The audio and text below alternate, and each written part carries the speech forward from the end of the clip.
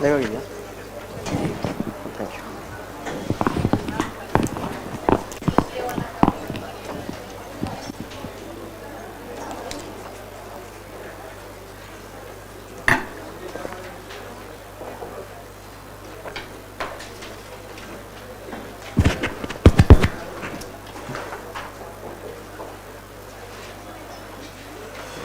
Okay, good afternoon. So today we will be starting with the orientation classes of all the options. Today with PSR, tomorrow I think have PubAd and Anthro. So coming to how many of you have an idea about what is the importance of optional subject? I think most of you will have, because I think some classes has been already done, right? The faculties would have told. So what is the importance of the optional subject? So you have to have a plan, right? You cannot approach UPSC exams with you can't work. You need a plan, you need a strategy that how to approach UPSC exams in a strategic way. So what is your understanding of what is the importance of optional? There are certain high hanging fruits. So in UPSC it does not mean that you have to be good in everything. You have to know where to get the marks. So suppose let us think you are very weak in science and technology. Okay, you don't know science and technology. No matter what you do, you are able to improve in that. It doesn't mean that you are not going to crack the exam. You can still crack, because there are other areas where you can compensate for what you are not good in. But if you are not good in anything, then problem is there. You have to have certain areas where you are strong or weak. So if you actually see the mains is the most important part, because mains determines your rank. Prelims is what? Prelims is just qualifying. So even if you score 200 out of 200, or even if you score just the cutoff marks, both are equal in mains. So in mains how much you score, that determines which position you get or which rank you get. Or again you can also determine your service. Okay, for example you want to be in Indian Administrative Service, you have to be in the top ranks. So if you see all the GS papers, GS1, GS2, GS3, GS4, ethics and what is that, essay and optional 500 marks. So if you look at what is the average score you can score in each paper of your GS paper, you have seen the previous year questions. You have to be very excellent to score half. If you are going to score 125, means you will be one of the toppers in GS subjects. Yeah, sir, I am scoring 150, then you are exceptional candidate if you want to score 150 in GS. Those papers where you can score easily 150, 140, 130 is essay, is one paper.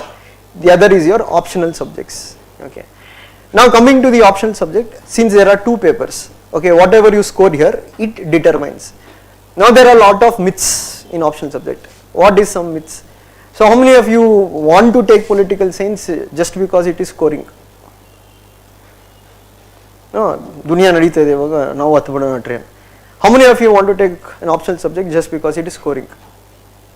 So everybody has come here because you are interested in the subject. There are two things, both are important, the scoring trend and also your interest in the optional. So one misconception among students, what will be there? Let us think like last 2 years back, there was an opinion that Anthro is scoring well. Everybody jumped to the Anthro bus. There is nothing called as you take this optional, automatically you are going to be in top 10. That won't happen. Okay, why that won't happen? There is no magic wand. It is you who are going to score in the optional subject. It is not the optional which is going to score for you. That you need to first understand. Just because you took the optional does not mean automatically Nandini KR scored 300, even I am going to get 300. No. She has her own strength, she has her own weakness. She knew what is her strength and weakness. So first you have to know what is your strength, what is your weakness. Based on that, yeah, you can choose, okay, which option is doing well. Okay, this option is according to my strength or not. So today we will be speaking about what are certain ideas regarding who can take political science, what is there in political science, and how to approach political science as an option, and we at Insights what we can offer to the students from PSR. So the name itself is there, political science and international relations. Okay. So if you have, how many of you gone through the syllabus even before attending? How many of you didn't go through the syllabus? Anyway, sir is going to do in the class. Now why we have to look at syllabus? You have to go through the syllabus. Okay, in UPSC whatever you do, some people you ask them, did you analyze economics previous year question? No sir, I saw Mrunal. Or did you analyze environment questions? No sir, I saw Shankar. Neither Mrunal will come, Shankar will come write your paper, you have to write yourself. So it is not enough you just saw Mrunal, you have to sit and analyze what is there. So anyway, if you have not gone through the syllabus copy, there are two papers, paper 1 and paper 2. Every option will have two papers. So if you look into, okay, before going into that, I will give a brief introduction of myself. I am Nikhil Gowda. Okay, I have done my masters in public policy from National Law School, and I have been teaching in Insights from last 3 to 4 years. I teach mainly political science, Indian polity, international relations, and I have also written various articles on India's nuclear doctrine, nuclear policy, which was published in Lokniti as well as Organizer. Organizer is the mouthpiece of the BJP in that regard. And currently I am also researching on India's neighborhood first policy. Okay, we have a policy which was brought in 2014. So researching on that policy means that how the policy is working, what are the weakness, what are the attributes we can give it to the government to say that how they can improve. And also as part of National Law School, I have worked with various political parties in Karnataka as a consultant, not as a full-time consultant, as a part-time. And I had also worked in Ballari. How many of you are from Ballari? Okay, so there is something called as district mineral foundation, funds for mining affected regions. So how the funds needs to be utilized, etc. There are mining affected regions, and mainly I had worked in Hospet region, Hospet and surrounding. And my UPSC experience is that I have given 2 UPSC interviews, I have written 4 mains in UPSC, and also have given 2 IOFS mains, okay, forest service mains. And as I told, teaching, I have been teaching in Insights from last 3 to 4 years, and before that also I was teaching in various other academies. Now coming to the optional subject, this is how we can categorize. Paper 1 consists of 2 parts, okay. This is a broad classification. Part A has Western political thought and Indian political thought, and it has political theories, okay. Part B comprises of Indian government and politics. So what is Indian government politics? Lakshmikant, what do you have? 72% of Lakshmikant repeats here, but there is a difference that how do we write answers, that will vary, but the syllabus remains the same. So your Indian polity, what syllabus is there? Same to same syllabus will be here. And paper 2, this is mainly about international relations. So again we can divide this into 2 parts. Part A, you have comparative politics. Broadly, what is comparative politics? Comparison of developing countries' political system, and will compare with developed countries. So doesn't mean that sir, should we read every country difference? No, broadly we are speaking about. Okay, for example, if you take Indian political system, how that varies from, let us take America, or how do political parties work in India and how do political parties work in the West.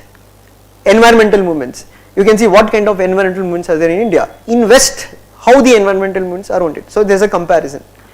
Then you have theories of international relations. So in theories you will be reading concepts, okay. So I think in IR you will come across while reading newspaper something called as balance of power, national interest, deterrence. These are all concepts. We have to focus on this concept. What is balance of power? What is national interest? What is collective security? Then we will be going into the aspect of Cold War, bit of your world history, non-aligned movement, and then we will be also reading about international institutions. Okay, again, some myths here is that, sir, there are 44 international institutions, can we read all? See, UPSC is also not so cold-hearted, okay. If you have gone through the previous year question papers, you will hardly find questions. It is mainly on UN, IMF, World Bank, WTO, okay. Here and there they have asked about International Court of Justice and WHO. Why? Because these are the organizations which are in use, which will be in use, and which is important for us. Sir, should I read about UNESCO? Not required. Very rarely, you can say out of 100 times there is 1% chance they can ask on UNESCO. And lastly, also going about international issues. Okay, what are the international issues? Issue of democracy at global level. Example, if you take now in Pakistan, what we see, democracy is not stabilized. We have to look into the reasons why. Why in India democracy is stabilized, why in Pakistan democracy is not stabilized. And there is also a famous saying, right? We say that in India, state has a military. Okay, usually in every country you will have state has a military. But in Pakistan it is the ulta. The military has a state, means the military controls the state. You have to look into it. Why in Pakistan military controls the state? Why democracy has worked only in India, not in our neighboring countries? And it is also largely true if you take even the Britishers. I think modern history classes would have been done for you guys. When British left India and went, and especially when they formed Constituent Assembly, many British historians, they wrote in newspapers, etc. This country cannot survive for long, it will break away in no time. But we have proved the Britishers wrong. We have been the world's largest democracy. Yeah, of course, it's not a perfect democracy, there are problems. But you cannot deny the fact, from last 70 years, we have remained as a democratic country. So one thing, if anything might go wrong in India, many things don't have electricity, etc. One thing India has consistently done is that they have ensured even the most weakest of the weakest person has the right to vote in election. Whether he votes for alcohol, whether he votes for biryani, whether he votes for something else, he is going to vote. That is the success of Indian democracy. So we will be looking into why it is a success here, why it is not success elsewhere. And here we will be also looking into some interesting issues, like what, now this America, what is there, they say that we are the promoters of democracy, we want everywhere there to be democracy. So here you will read large concepts such as democracy itself can be used as a tool to promote your national interest. Okay, let us take in Afghanistan. Americans got involved in Afghanistan saying that we will remove Taliban, we want democracy. But the moment they realized that Taliban cannot be defeated, they came to talks with Taliban, they exited Afghanistan, and you can see Afghanistan is in very bad shape than what it was than before. So these are the issues we are going to do: democracy, terrorism, okay, climate change negotiations. You can see recently in current affairs, where was the recent climate change COP27 which was held? No, after Glasgow also there was held now. Sharm el Sheikh in I think in near Egypt. So here we have to discuss that what was the latest development. Okay, so they came to an agreement on something called as loss and damage. Okay, they can be asked in prelims also. And there is something also peatland convention they came about. There is an agreement on peatlands. This will be also important for your prelims. But however, here in political sense they don't go into specific. They largely speak about how do developed countries look at climate change, how do developing countries look at climate change. If you ask Trump, the American president, he told there is no climate change. He told, who told climate change is there? There is no climate change, earth is perfectly fine. This climate change, all voice is about these developing countries trying to extract more money from America and the western countries. He told, no, Aram say we can do coal mining, everything. That is his viewpoint. Okay, and he brought America out of Paris climate change agreement, saying that agreement itself is waste. So we will be looking at from developed world and developing world, and what is India's stand on climate change issues. So this is largely your part A, a brief idea. I will go into depth a bit later. Part B is India and world. This is completely Indian foreign policy. So here you will be reading about evolution of Indian foreign policy. What is there in Indian foreign policy from Nehru to Narendra Modi.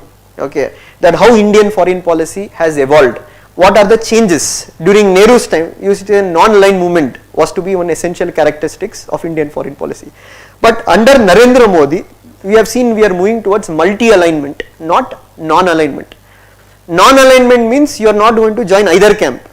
Multi-alignment means you are going to join with every camp based on your interest. For example, we have joined hands with Russia as part of what SCO, Shanghai Cooperation Organization, which is also partnering China. And along with America, we are part of Quad, India, America, Australia, Japan. So India is everywhere. Okay, why? Because today the foreign policy believes that it is not non-alignment, it is multi-alignment. So we have to see the changes, what has happened. Example, you take Israel. Okay, Indian foreign policy has drastically changed from what we can say Nehru's time to Narendra Modi's time. What is the biggest change you can see? What is the most important thing which happened under Modi's time with respect to Israel?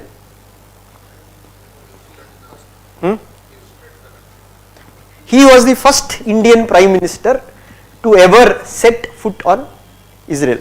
But that is not Narendra Modi's first visit to Israel. He had already visited Israel as the Chief Minister of Gujarat, but he is the first Indian PM to visit Israel. So we have to go back and see that why previously no Indian Prime Minister visited Israel. For a very long time India was following what we called Arab appeasement policy. What do you mean by Arab appeasement policy? We wanted to keep the Islamic countries happy. Why we wanted to keep Islamic countries happy? Most of the Islamic countries, your Gulf countries which supply oil to us, they were hardcore supporters of Palestinian movement. They opposed any kind of country building good relations with Israel. And not only that, we had 18% Muslim population in India, and here at that point of time the political atmosphere was that, elections, they felt that Muslims might not vote for the Congress. But things started to change, especially after P.V. Narasimha Rao. He became the first Prime Minister to allow India to open an embassy in Israel and allow Israel to open an embassy in India. Again, they opened embassy, but he didn't visit. It was just opening of embassy, official diplomatic relations. And it took momentum in Vajpayee era. The reason is that Kargil conflict. When Kargil conflict happened, what happened in Kargil? The Pakistani soldiers, while India and Pakistan were discussing about this Lahore diplomacy, secretly Pakistani soldiers had infiltrated and they occupied Kargil hills, mountain region.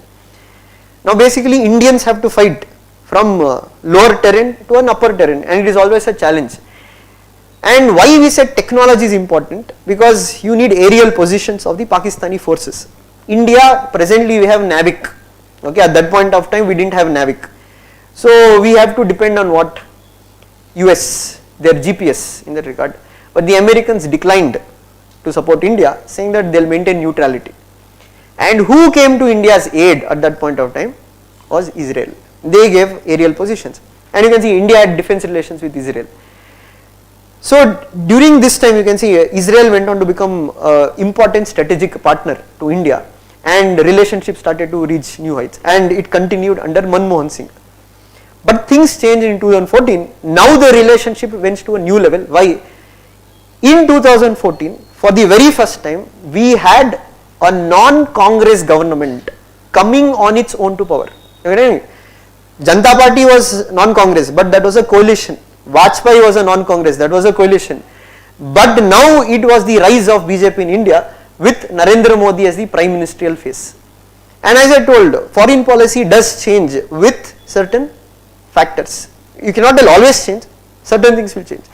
With the rise of Modi, and you can see Narendra Modi's party BJP, and Modi comes from the RSS ranks. He is a hardcore RSS man.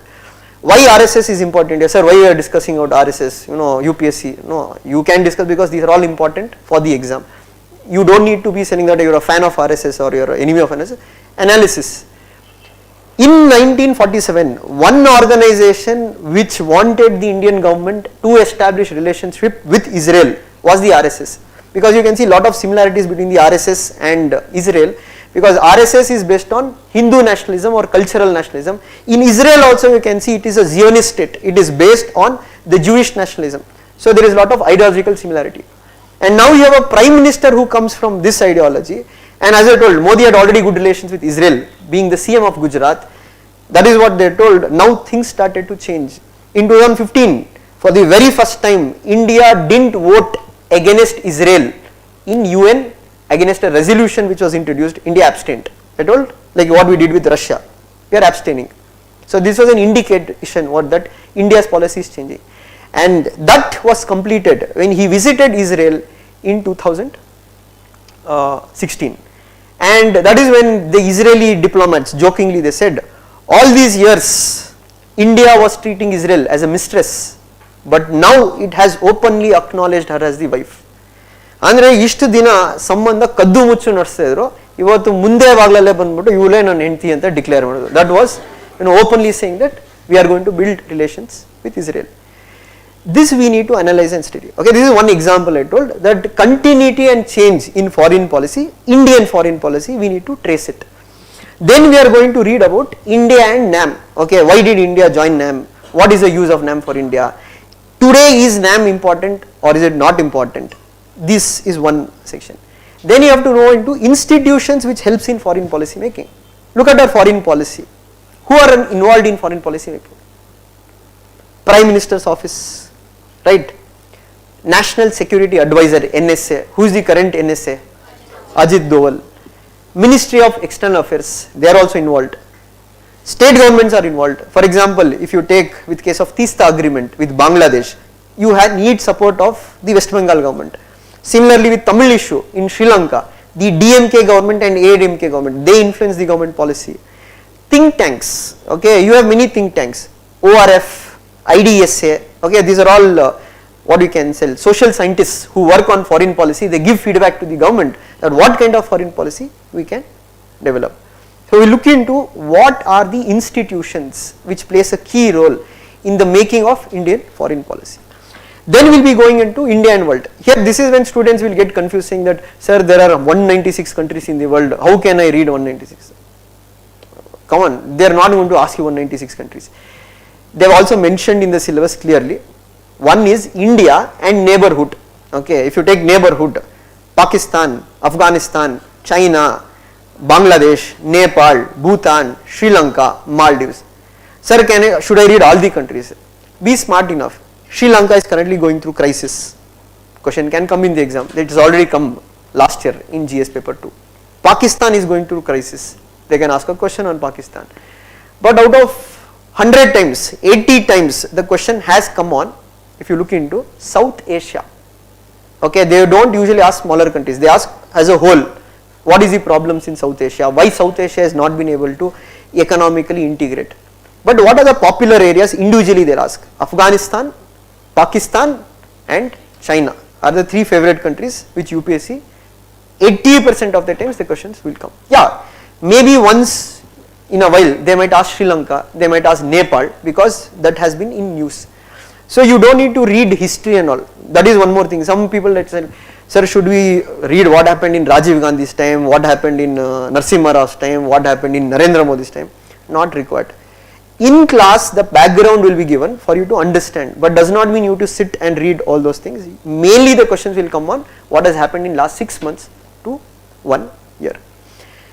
Then from neighborhood the question will come powers, world powers. Who are the world powers? United States of America, Russia, China is already as neighborhood we have read. They have mentioned about Israel in specific, Japan and European Union, because recently there is an article in Hindu newspaper on India and Germany. Okay, many students had a doubt, sir, should I read about India and Germany specifically? Out of 9 to 10 times they won't ask India-Germany relations in specific. You have to read as part of European Union. Okay, it is more broader, they won't go into specific areas. And the last part of Indian foreign policy apart from these world powers will be Indian diaspora. Okay, the Indians staying abroad, what is their contribution to the foreign policy? This holistically comprises of political science paper 1 and 2. Now if you ask me what is the source or life of political science, it is part A. Okay, if you read part A very well, rest of the things is all repetitive. Okay, now what is there in part A? As I told you, have Western political thought, Indian political thought and theories.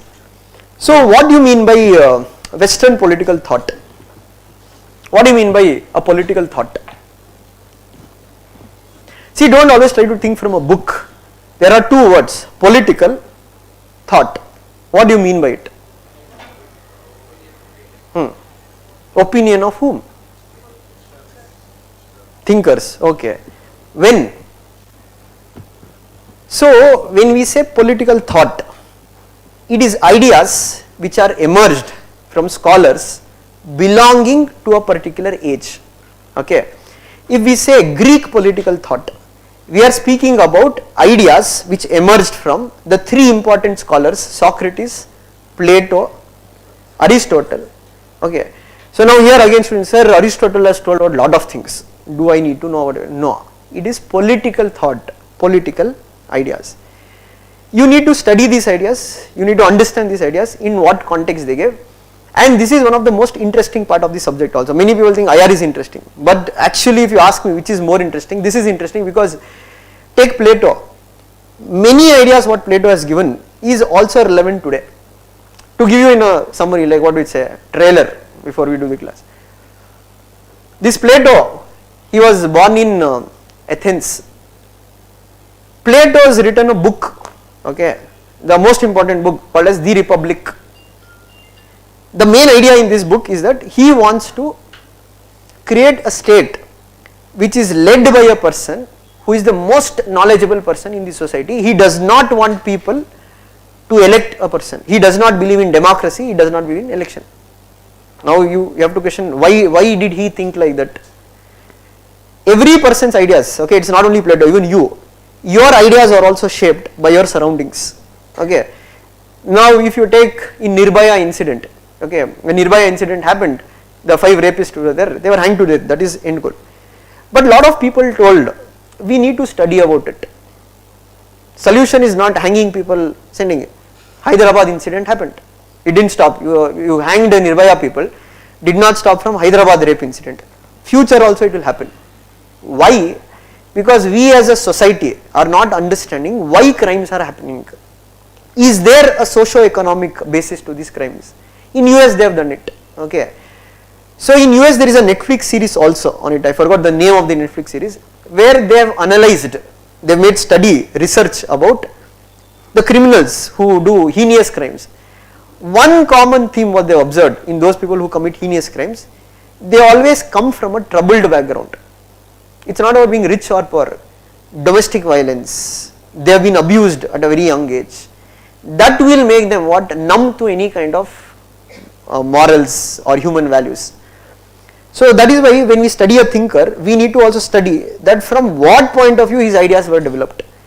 Plato is no different, even he is a human being, he might be a great scholar, but his ideas also shaped by his surroundings. Plato is deeply influenced by Socrates. Socrates was his guru, and the Socrates was the, according to him, he was one of the most intelligent, wisest man on the earth. For whom? For Plato. And Socrates was like that. Socrates never believed that whatever you see, that is the reality. You always have to understand world through ideas. So this Socrates at that point of time, he gave various ideas, like he asked the youths to question the state. He asked the youths, don't accept anything without questioning. And this created problems for whom? For problems for those people who were ruling Athens. And that is why they accused Socrates of what? That he is trying to corrupt the young people's mind, and they put him to death. They made him consume hemlock poison and he died. This had a deep impact on Plato. Plato started to think, why will a society kill the most intelligent man? Why it is happening? He came to a conclusion, it is democracy. Why democracy? What is democracy? Democracy is government of the people, by the people, for the people. So the representative is chosen by whom? People. But what Plato told, problem is what? All men are not endowed with knowledge to understand that how the world functions. So he told most of the people in Athens at that point of time were all half-baked knowledge, means they didn't understand truly, they didn't know, and they were all materialistic. What is materialism? This goes into a bit of philosophy. Now you can say that your happiness is based on you becoming IAS. Okay, now you will tell, if you ask what will make you happy, you will tell, sir, if I become IAS, I will be happy. Now some people have not cleared prelims. If you ask them what will make you happy, he will tell, sir, if I clear prelims, my world will change, my parents will feel happy, they will get josh, at least I will doing something. If you ask a person who has written mains 3-4 times not get interview call, he will tell, if I get one interview, nan janma sathka aitu, yeno one achievement. If you ask those people who have gone to interview, like me, I have given 2 interviews, ಆಗಗಾಯಿತು ಯಾವುದೋ ಒಂದು post ಬಂದರೆ ಆಗಿರೋದು, some post, Indian postal service, some Indian railways, something, one government job. But if you ask those people who are in postal service, they will tell, we became officers, but why I didn't become IPS or IAS?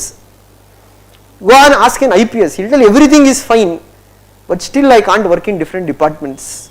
That urge is always there, I have to write IAS. Now if you go and ask an IAS, is he at least happy?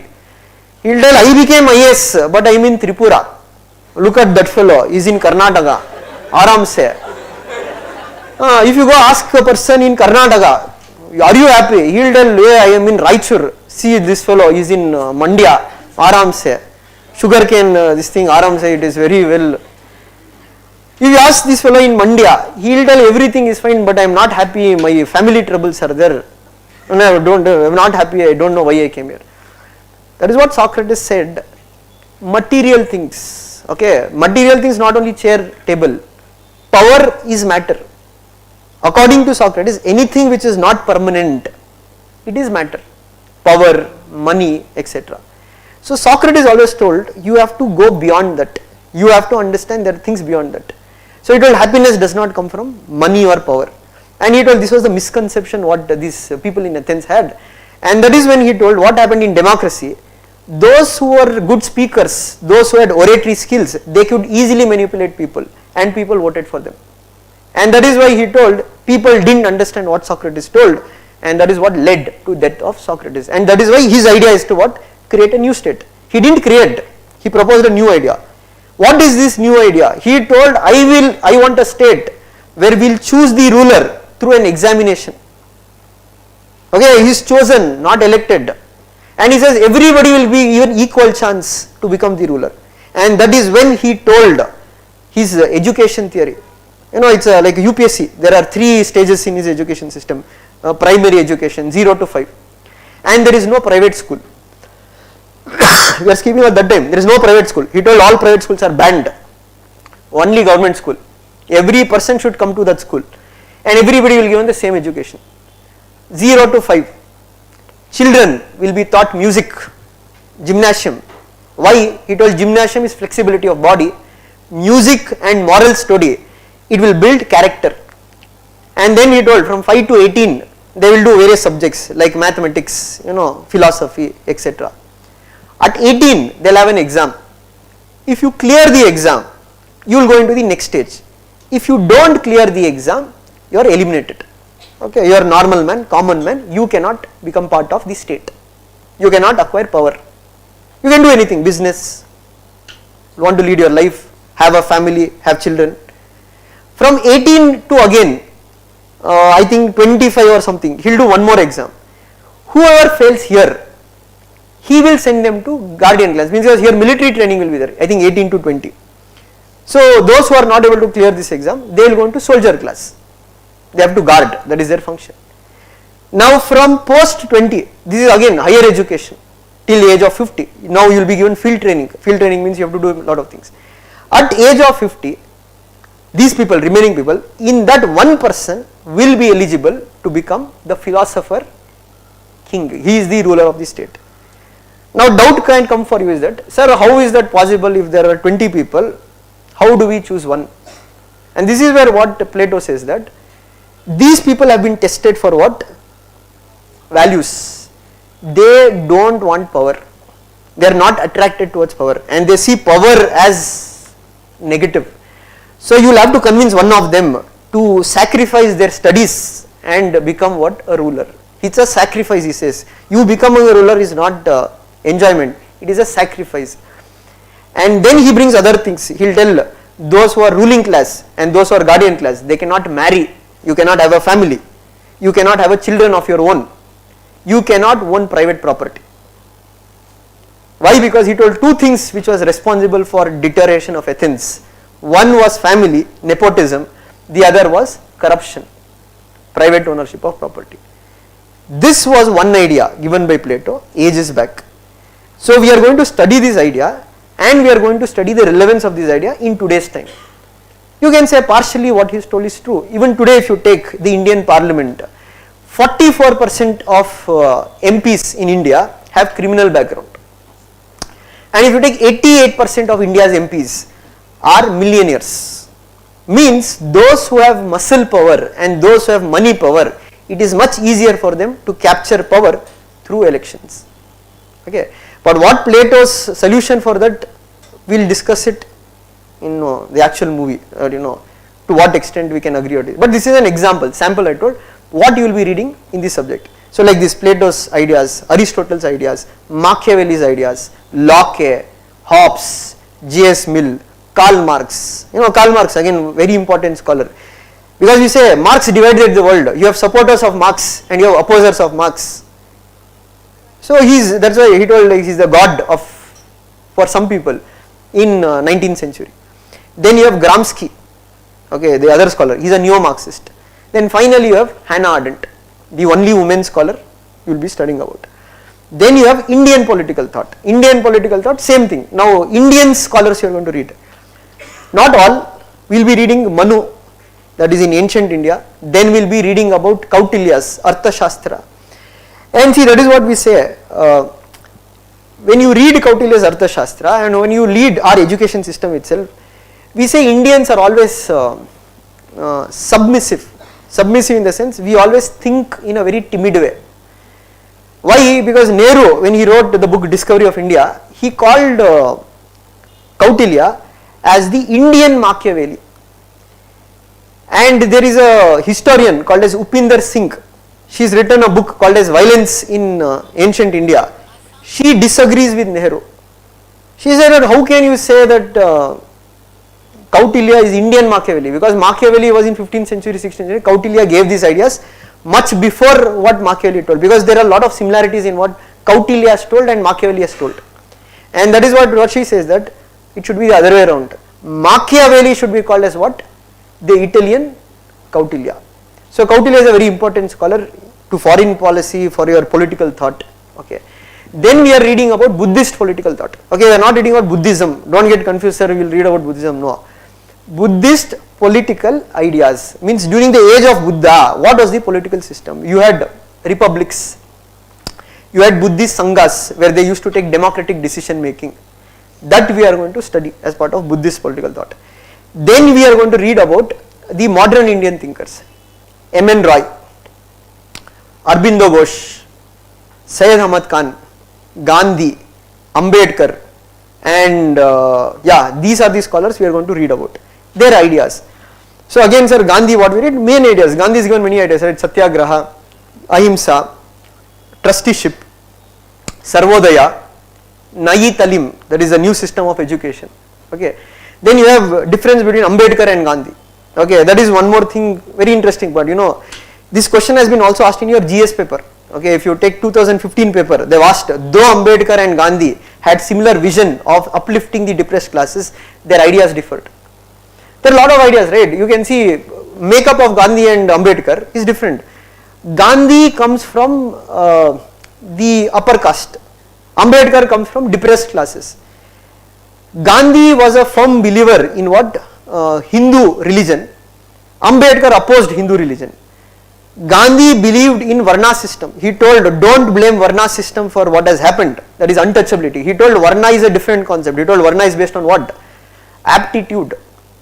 Means it is your skill. So it is not based on birth. He told who is to be blamed? It is the Brahminical class who converted Varna into based on birth. But Ambedkar says that whether it is converted or not converted, Varna is the root cause of untouchability, because there is a hierarchy. And that is why you can see this Ambedkar, he burnt Manusmriti in public. And Gandhi said that you should not burn books in public, because he told this Manusmriti, what is there? It is not one book or one idea. He told, you know, you don't have a complete understanding of that book, so that is why you can't burn the book. Lot of differences between Gandhi and Ambedkar. Take Pune Pact. This Pune Pact in 1932, when this Ramsay MacDonald, he gave a communal award. Ambedkar told the depressed classes should accept communal award. Why? Because Ambedkar said those who are socially segregated also have to be politically segregated. There is nothing wrong in it. But Gandhi, why did he oppose? Because Gandhi went on to fast unto death in Yerwada jail in Pune. Why did Gandhi oppose? That's why he didn't want. This is also prelims question they have asked. This is not purely political science. This has been asked in prelims in previous year paper. They need specific reason why he opposed. Because Gandhi says that if you accept this, untouchables will remain untouchables in perpetuity. Permanently they will become of untouchables, so don't accept. Ambedkar didn't have any choice. You know, Gandhi was a very dominant figure at that point of time. And suppose you think Gandhi died fasting. Now blame will come on whom? Ambedkar, you killed off the old man, why did you do like that? So Ambedkar agreed to, okay fine, we will accept joint electorate but with reserved constituency. But later on Ambedkar, there is a book written by Ambedkar called as what Congress and Gandhi did to the untouchables. He writes in this book, it is an Himalayan blunder. I did a mistake. I should have not accepted to the demand of Gandhi at that point of time. So these are certain ideas. See, it's not like who is right or who is wrong. These are ideas from their own point of view. So in political science or any social science subject, it is not like your engineering. In engineering 2 plus 2 has to be 4. Okay, here it is not like that. Here if you see the bottle, okay, now one person may tell, sir, bottle is full. One person may tell, sir, bottle is not full. One more percentage or bottom, the bottle is 3/4 filled and 1/3. Like Modi may tell the bottle is completely filled, half 1/3 by air, 2/3 by water. So in social science you can say things from your own point of view. There is nothing right or wrong. Getting point? It's about a viewpoint. So here we are understanding different people's viewpoint and then we are analyzing it. Okay, we are bringing our opinion, what is right or what is wrong. So this is mainly about the Indian political thought. Then what is there in part A? You are going to read theories. What is theories? I think in polity already you have been exposed to various ideas. The idea of equality. Okay. Now in simple terms, if you see, this is equality, right? How we can say this is equality? On what basis you say they are equals? If you see the stand, now everybody has been given okay, online students I'll clear your doubts towards the end. Okay, so they're all standing on the same platform, but there if you see in the second picture, the third kid has been given a higher stool than the second kid and the first one has not been given a stool at all. That we call it as equity. So equality in general sense, it means absence of discrimination. You are not discriminating anybody. But the problem is that we cannot tell always equality will lead to justice. Okay, we also have to take into the social context. Now you can see like some people now they will tell, because many students when we do polity, they will tell, hey, sir, you are given reservation to many people, we are not benefiting out of it. Karnataka, let us take, there is rural reservation. One way to make a student is that your social context, a rural student's social context is different. Now you have insights, you have exposed to technology. Let us think you are brought up in a very good school. Okay, bringing up in a very good school, you have very high aspirations. But suppose you take a candidate who is from some village in Ballari, he would have never seen in his whole life somebody who has achieved great things. Because when I went to Ballari, in some villages, if you ask the youths, what do you want to become? 90% of them will tell we want to become PSI, sub-inspector. Because their nearest goal is that somebody will become PSI, even they want to become PSI. So we say that it's the exposure surrounding also plays a key role in development of your personality. Now if you come and tell a rural student and urban student, both of you write the same exam, based on your score, we are going to give you, job. It is unfair. Why it is unfair? One person has already has an advantage because his exposure to modern technology and his competitive spirit is there. And now if you tell both of them stand on the same stool and what's the match? Same situation. This will be the stage of rural student, this will be the case of the urban student. So how do we bring justice? Is through affirmative action. So what is equity? Equity is based on the idea of positive discrimination. What is positive discrimination? Discrimination in the favor of weaker section of society. So these kind of topics we are going to read. Okay, there are different theories of equality. Similarly, when we say justice, there is a concept called as justice. We will be reading about justice. Various people, Plato has spoken about justice, Aristotle has spoken about justice, John Rawls has spoken about justice. I will speak about John Rawls. You don't know who is John Rawls, but I will just give an introduction. Now, how do we determine what is justice? So this John Rawls, he told, I have a concept.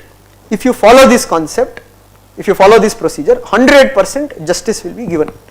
And he told this can be applied in any society. You can apply to any society, you will get justice. Now our very own social scientist, Amartya Sen, he challenged John Rawls. He told, okay fine, I will give you one situation. Based on this situation, you have to tell me what is justice. Same question to you guys. Okay, there is a situation, but it is a hypothetical situation. Hypothetical andre you cannot tell sir illa idin hing change ಮಾಡ್ತೀನಿ ಹಂಗಲ್ಲ, ಏನು context ಇದೆಯೋ ಅದೇ context ಅಲ್ಲಿ you have to give the answer. Let us think there is one flute. Okay,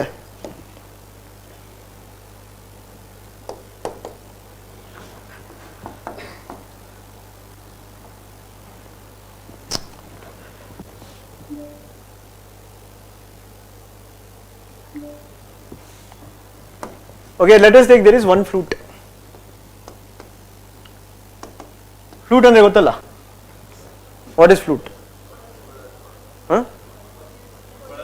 Kodalu. Huh. So you have three children, child A, child B and child C. Now this flute has to be given to any one child. Now you cannot tell, sir, we will break the flute and divide into it. No. Sir, let them share the flute. No. It has to be given to one. Now you ask three of them, tell me one reason that why you have to get the flute. First fellow will tell, I made that flute, so it belongs to me. I did it. I cut the wood, I made it. It's my labor is there. But he does not know to play the flute. B, he says that he might have made the flute, that is true, but I know how to play the flute. So if it is with him, it is waste. If you give it to me, I will put it to use. C, he says that fellow has made the flute, he has talent of making the flute. This fellow has played the flute, he has the talent of playing the flute. I don't have any talent in life, I don't have anybody, I don't have anything in my life to tell this is mine. So give me the flute, I need it. Now whom will you give the flute? It's your wish, you can tell anybody's name.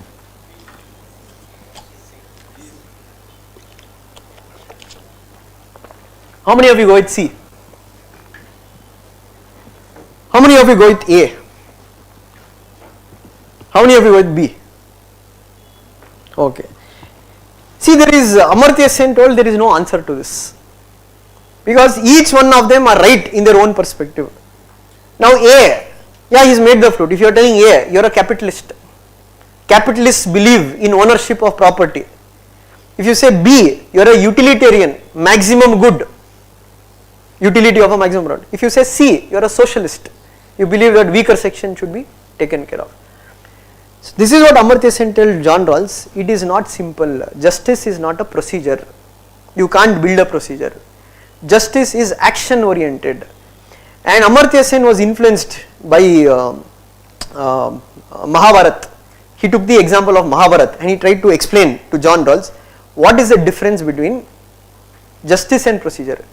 So if you take in Indian language, okay, be it Kannada or Hindi, we say Nyaya and Niti as separate. We don't say Nyaya and Niti are one and the same. ನಮ್ಮಲ್ಲಿ ನ್ಯಾಯ ನೀತಿ ಎರಡು ಒಂದೇ ಅಲ್ಲ. ಹೇಳ್ತೀವಿ ಜನರಿಗೆ, ಏ ನೀತಿ ಇಲ್ವಾ, ನಿಂಗೆ ನ್ಯಾಯ ಗೊತ್ತಿಲ್ವಾ. Niti is different, Nyaya is different. Niti means a procedure, an established norm which have to follow. So what Amartya Sen told, if you go into Bhagavad Gita, in Bhagavad Gita there is a conversation between Sri Krishna and Arjuna. Arjuna, before the war, Kurukshetra will start, he will come and ask Krishna that I cannot fight, I don't want to fight. He will tell why. He will tell this is not correct, idu Niti alla. Why he will tell? My own guru is in the opposite camp, that is Dronacharya, and who is these Kauravas? They are all my brothers. Tell this is not correct. For that Krishna will tell Nyaya is bigger than Niti. Even if you are breaking the Niti, if you don't fight today, Dharma will lose to Adharma, and that is why he will tell you take up the weapon. So for Amartya Sen, it is not a procedure, it is action. You cannot just follow procedure to give justice. So that is why he debunked John Rawls, saying that you cannot tell building one procedure and all societies will apply this procedure to arrive at justice. That's what I told. Justice, you cannot define it easily. Justice is seen from different lens, and justice involves, justice ಒಳಗಡೆ it involves equality, liberty, fraternity. These values are involved. Okay, so this we are going to study from different point of view. What is Plato's ideas of justice? What is Gandhi's idea of justice? What is John Rawls' idea of justice? What is Amartya Sen's idea of justice? So this is what is there in your part A, largely these concepts. Part B, Lakshmikant, from top to end, same to same, and bit of modern history, that is Indian national movement. Okay. So this is the holistically what we can say political science paper 1 and paper 2. Now the question comes is that, sir, why should, tell me 5 good reasons that why should I take political science? Apart from me making money, what are the other reasons you can say that you can take political science?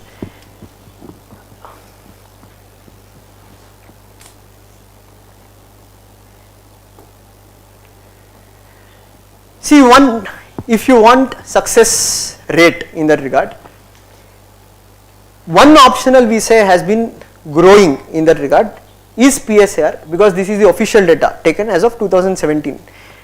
From 6.3%, the success ratio has led to 9.4%. Now if you take percentage wise, now sir, there are optionals with 100%. Okay, Sindhi literature, one fellow would have taken, that fellow would have passed. Percentage will be 100%.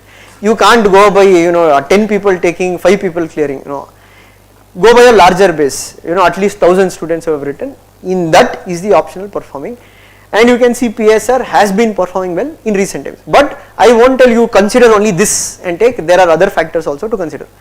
But if you want last time's record in that regard, I think in Vinay sir, when he did OGP 3 classroom, he told PSR was one optional which maximum number of interview candidates have come this time.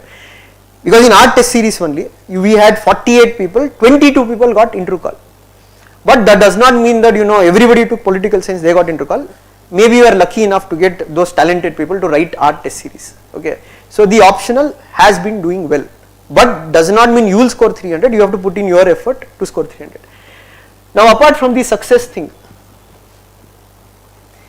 you can see in political science people have been also able to come in top 10. Okay, it's not just they are coming in 300, 400.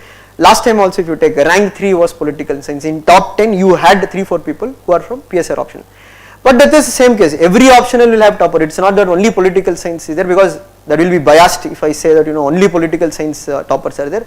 If you are good in any optional, you can become the topper. But yeah, in political science, people from engineering background, commerce background, they have topped the exam. Not only people who are from graduation political science.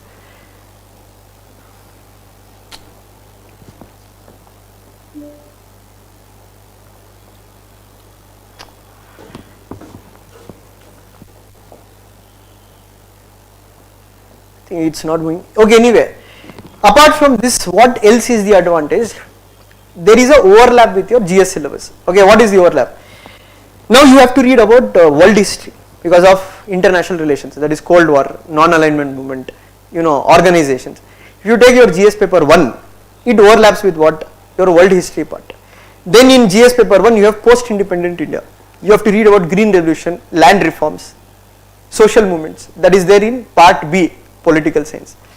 Then Indian constitution and government, that is your paper 2, till the governance part, that is completely part B. International relations, what you have, the 4 chapters in GS paper 2, that again overlaps with what? IR. And if you take ethics, in ethics you can see they have asked question on John Rawls, they have asked question on Gandhi, they have asked question on Plato, they have asked question on Socrates, because these are all ethical scholars or they speak about ethics, values, etc.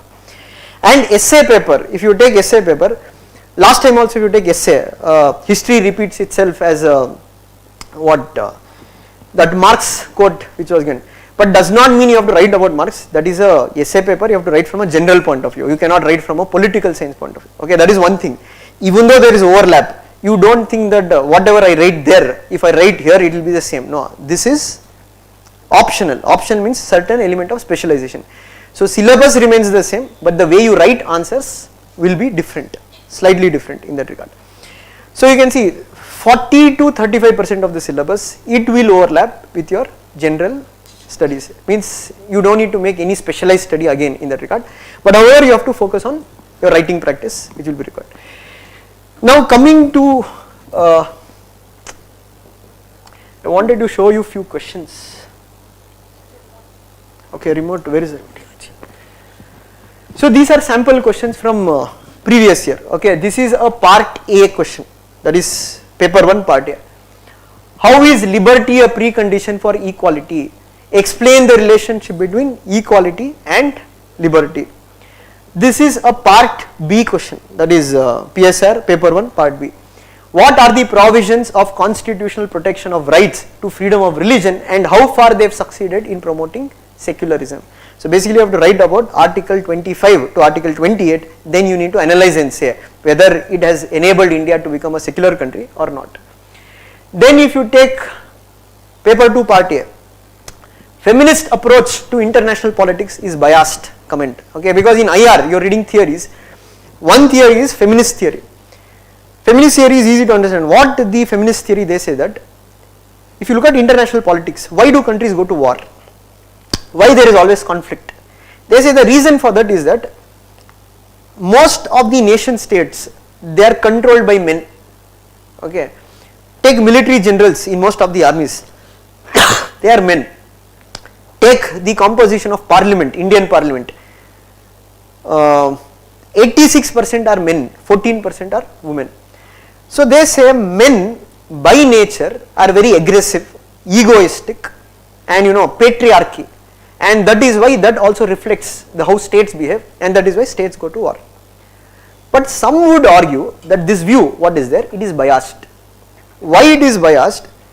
You cannot tell that if women goes on to become leaders of the state, that tomorrow states will become automatically friendly, less violent. Take example, Indira Gandhi, when she was the prime minister, Vajpayee called her Durga Shakti because she waged war against Pakistan and divided Bangladesh. Margaret Thatcher in England. And if you take, some people will tell, if you take Indira Gandhi and Mahatma Gandhi, who is more non-violent? It is Mahatma Gandhi, he being a man. So they say it is biased to a certain extent, saying that if women went on to become the leaders of the state, automatically the structure of the state will change. Not correct, because state behaves in a way because there are various other factors at play. Then this is a part B question. In the history of foreign policy, seldom have relations between any two nations blossomed as fast as they have between India and Israel. As I told, the recent thing that Prime Minister Modi's visit to Israel, they are asking that what are the reasons that India and Israel have become close friends today. Okay. So sources, now what are the sources to refer?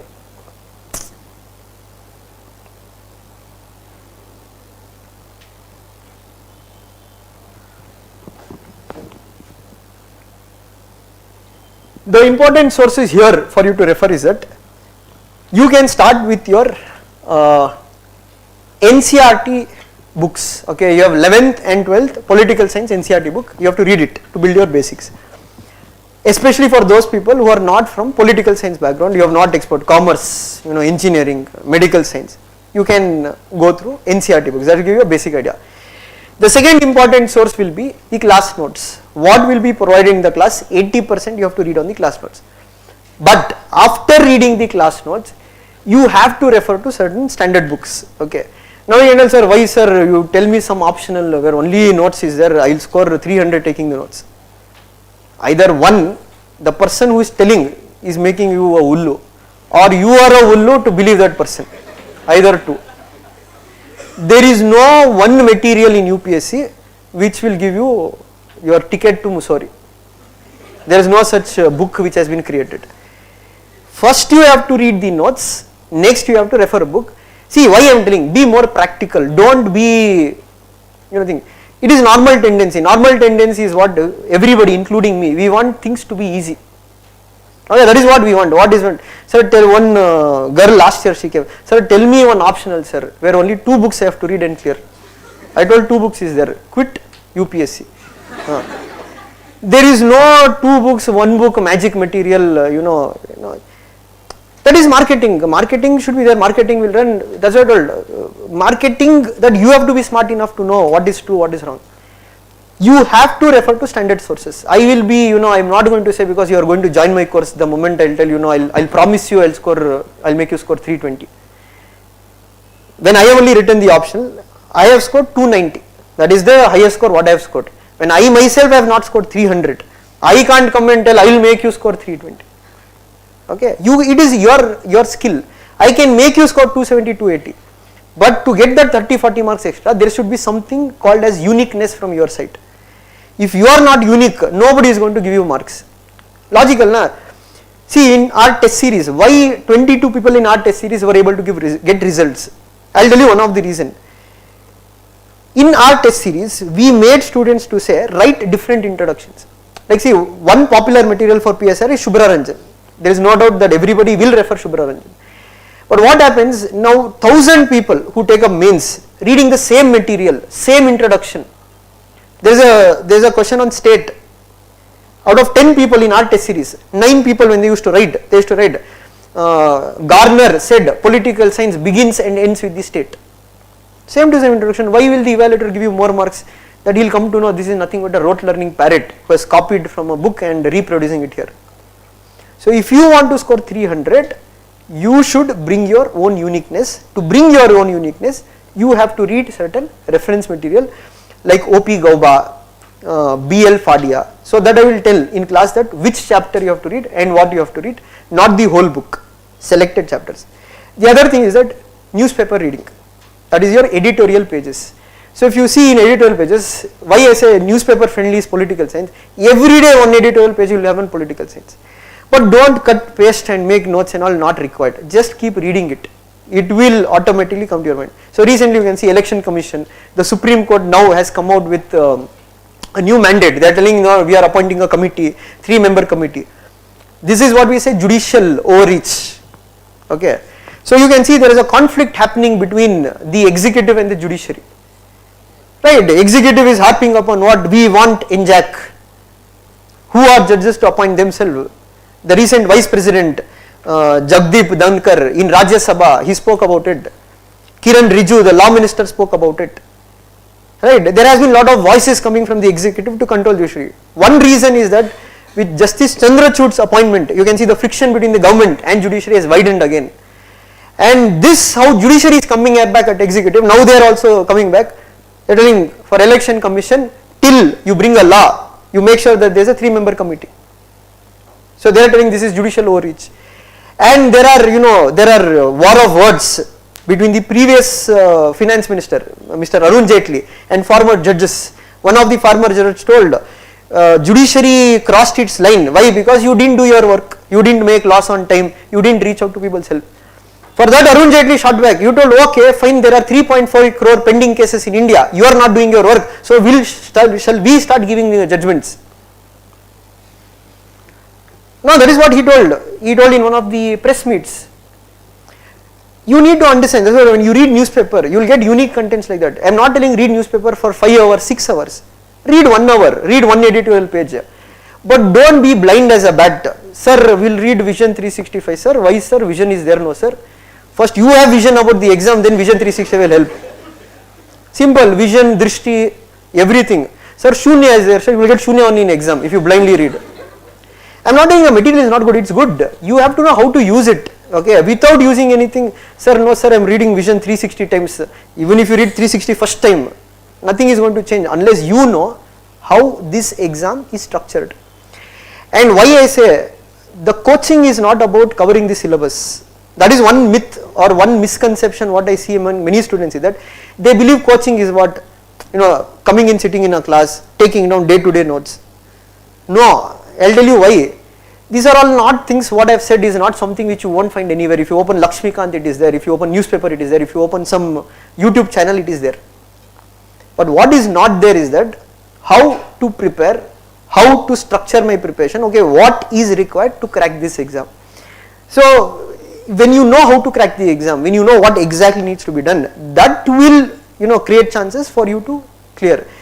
But if you say blind as a bat, you are just going day to day schedule, then it is not no use. Vision 365, you have to know what to read in Vision 365. But always better thing is to read newspaper. I am not telling read every day. Morning, 1 hour, just flip through, see what is happening in that regard. Don't make notes and all. Don't need to make notes. And for political science, sir, bit current affairs is there.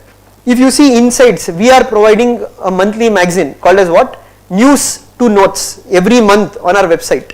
If you go to the website, you can download from 2021 Jan, the material is there. Okay, IR, whatever developments have happened, we have covered it.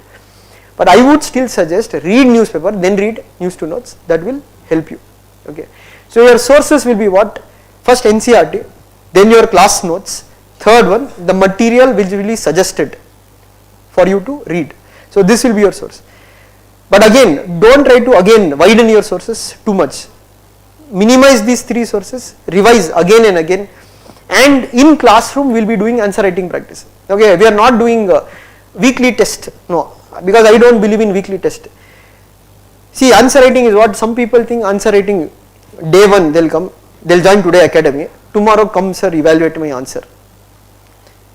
Unless you have read, you can't write a good answer. It is only writing practice, copying from here to there.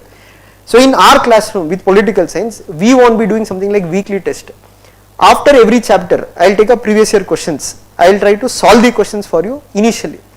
Slowly when I feel that you are confident enough, then we will make you write answers in class itself. Okay. So the idea is to at least cover the previous year PYQs by the time we end the classes. Okay. So coming to the classes, as I told, I am not come here to make you political science expert. Okay. No need to become a political science expert. Your only criteria is to get good marks and qualify for the exam. So the classroom will be purely from an exam point of view, not from making you a degree holder, etc. Second one, we will have personal review. Okay, along with me, Shashank sir will be there. He will be also handling certain parts of political science. You can meet him or me for any kind of doubts what you have regarding the subject. Third, we will also help you to link theories to current affairs. As I told, there are many theories like Plato's theory, how we can link it to current affairs, that will be taught in the class. And reading minimum sources, but as I told, don't try to by heart thing, try to bring your own examples, value added to the notes. And these are certain feedbacks. Okay, this is not that we have told anybody to write a feedback, these are feedbacks which have been given on our previous students on political science. You can go to Quora, okay, you can just go type in Quora, PSR classes at Inside Science, and you can check yourself. And we have also people who have been in service. For example, Netra Meti, she is rank 326, she is from our test series, not our classroom program, she is from our test series. So she is in IS now in Himachal Pradesh. And we have other few people also who have got, last time Akshat Ayush 106, he was from our test series. Now the whole syllabus, how much time it will take? It will take around 3.5 to 4 months, or it might extend to 4.5 months, depend upon how the class will go, because some students might understand easily, some students might take more time to understand. That is why we have kept a buffer period of 4.5 months. You don't need to take down notes in class, okay, largely you can take just running notes if you want. We will provide you scanned notes of my written notes, what is there, and certain printed notes according to the syllabus. And the third one, you will also teach you for IR part, that how to make notes, because IR will be a bit dynamic, right, new things will be happening, how to follow IR, because some students are scared of IR, because they tell every day a new thing is happening, how do we cover? But if you actually look into political science, they are not asking day to day affairs, who visited India, or this Australian premier has come to India, now Modi and him went to this stadium, they are not going to ask so much and all, okay, they won't ask right about India-Australia bilateral relations. See, refer if you want, go check 2020 UPSC PSR paper, 21 paper, 22 paper in that regard. Mainly they are going to ask major Russia-Ukraine crisis. They are going to ask, that is important, how it is going to impact Indian foreign policy. And largely the motto of our program is that we don't believe in spoon feeding parrots. Okay, I don't know about Shashank sir, I though 100% I don't believe in spoon feeding. What is spoon feeding? Beta, सुबह 7 o'clock उठना है और 7:30 को tiffin खाना है और 8 o'clock ready होना है, लाइब्रेरी में 4 घंटे पढ़ना है, बाद में एक अंडा खाओ 11 o'clock. No, that is left to you, how you study, what you study. Our skill is to empower you, to ensure that, suppose let us think, you might not be able to clear in first attempt, your coaching is also ended. You cannot join coaching every year and say that I will take. You have come to coaching, why? To learn certain set of skills that will enable you to, even after coaching, study on your own and ensure that you will be able to achieve your dreams. So the motto of the program is what? Give a man a fish and you can feed him for a day. But if you teach a man how to fish, you will feed him for a lifetime. So if you know the skill of how to prepare, not this year, next year you will clear. But if you don't know how to prepare for the exam, you are just banked on. Like some people will tell, do you read newspaper? They will tell, no sir, Byju's is there, every day they will give analysis, everyday newspaper analysis, I will watch that. What, that fellow dies, something happened, he died, tomorrow he is not going to make that program. So where will you read next? You cannot bank on XYZ. I am not telling you read, see that, but you should also have your self-made. Okay. Because this exam is about self-made. This exam is about self-made. It's like Kung Fu Panda movie. You know, in Kung Fu Panda movie, that Kung Fu Panda till end it will be thinking there is something to clear. There is no something, it is you who is going to clear. Okay, there is nobody to make, there is no magic hand. Come here, from here you will go directly to Mussoorie. No. If something is like that, you won't go to Mussoorie, you will go to Kengeri. The only thing you can go to Mussoorie is your own effort. No, if there is something like that, you come here, I will take you to Mussoorie, they will take you only to Kengeri. So, you have to be a self-made person, that we can promise we will do. Okay, I won't promise you that 2024 you are IS through political science. We can make you give a fair shot, but becoming IS IPS is in your hands based on how do you follow, how do you read. So now we will open up the session for questions. You can ask any questions. What is there? So online students have some questions here. Offline students can ask any questions if you have. PSR versus sociology, which is good one? That you need to decide. You attend. See, that's a wrong question to ask me. If you ask PSR, I will tell you, take PSR only. So you attend sociology orientation. You decide what you feel. Go look at previous year question papers. Yeah, if you ask me which is better, PSR 100% is better than sociology. Okay, PSR is not easy. Even every subject need effort. Same for it. Yeah, everything is not easy. Being born also is not easy. So, no, that is competition is there everywhere. So you cannot tell everything is easy. Everything you have to put effort. There is a saying in this thing, the American Navy. They say that everybody wants to go to heaven, but nobody is ready to die. Okay, everybody wants to go to Mussoorie, but nobody is ready to work hard. See, there is nothing called as easy and tough. Okay, there is nothing called as easy and tough. It is easy only, provided you approach in the right way. Okay, there is nothing called as tough also. So there is nothing called as easy or tough. It is your perspective. For me, political science was easy. To tell you about one thing, I think some students will already know who have attended GS classes, but those who are not part of my GS classes, there is a friend of mine. Okay, currently you saw in newspaper, Darshan HV. He got transferred from Belgaum CEO. He became now Tumkur commissioner. So this Darshan HV is there, IS. He is current. He got 47th rank in 2015. So he was my close friend. We used to study together. So for me, if you look at my journey, for me, my first prelims, if I leave my first prelims, I failed in my first prelims, but I didn't fail in any other prelims. The rest 5 prelims what I told clear, because I am very strong in prelims. Prelims is a knack. Once you come to know, you know that prelims, clearing prelims is not good. For me it was not difficult, because I used to score even IOFS score. But for Darshan, he used to struggle in prelims. Every time he used to fail in prelims by 1 mark, 2 marks. I used to fail in mains. I used to go write mains. First time I wrote mains with political science. I read, Shashi, because I had not taken any coaching and all. I read Shubhra ma'am's notes, and I had read toppers. Some fellow had told read Shashi Tharoor's Pax Indica. One more fellow had told read David Malone's Elephant Dance. I read all those books. Then I wrote exam. In exam I left 50 marks. I could not complete on time, and I did not know what to write. Then I felt maybe I have not read properly. Let me read again. Second mains came. So this Darshan's, this was 4th prelims, because he had written attempts before me. So what happened, when he didn't clear the 3rd time or 4th time prelims, he had written also this IB exam, Intelligence Bureau, you have ACIO, some grade C post. He had qualified in that. So he was deeply frustrated. He told UPSC prelims is not clearing. He told maybe it is not written in my nasib. Forget it, I will go join AC, because house also there was a lot of pressure, financial constraint. So I told, sir, I will go join Delhi training. I told I will go join. I told okay, fine.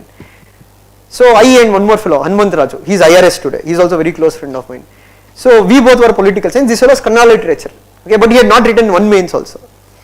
He went to Delhi, he got off dengue, and his health started to deteriorate. He came back and he told, they have sent me back because they told you come back next year to training, because you can't complete the training with this health. So we'll give you 1 year holiday.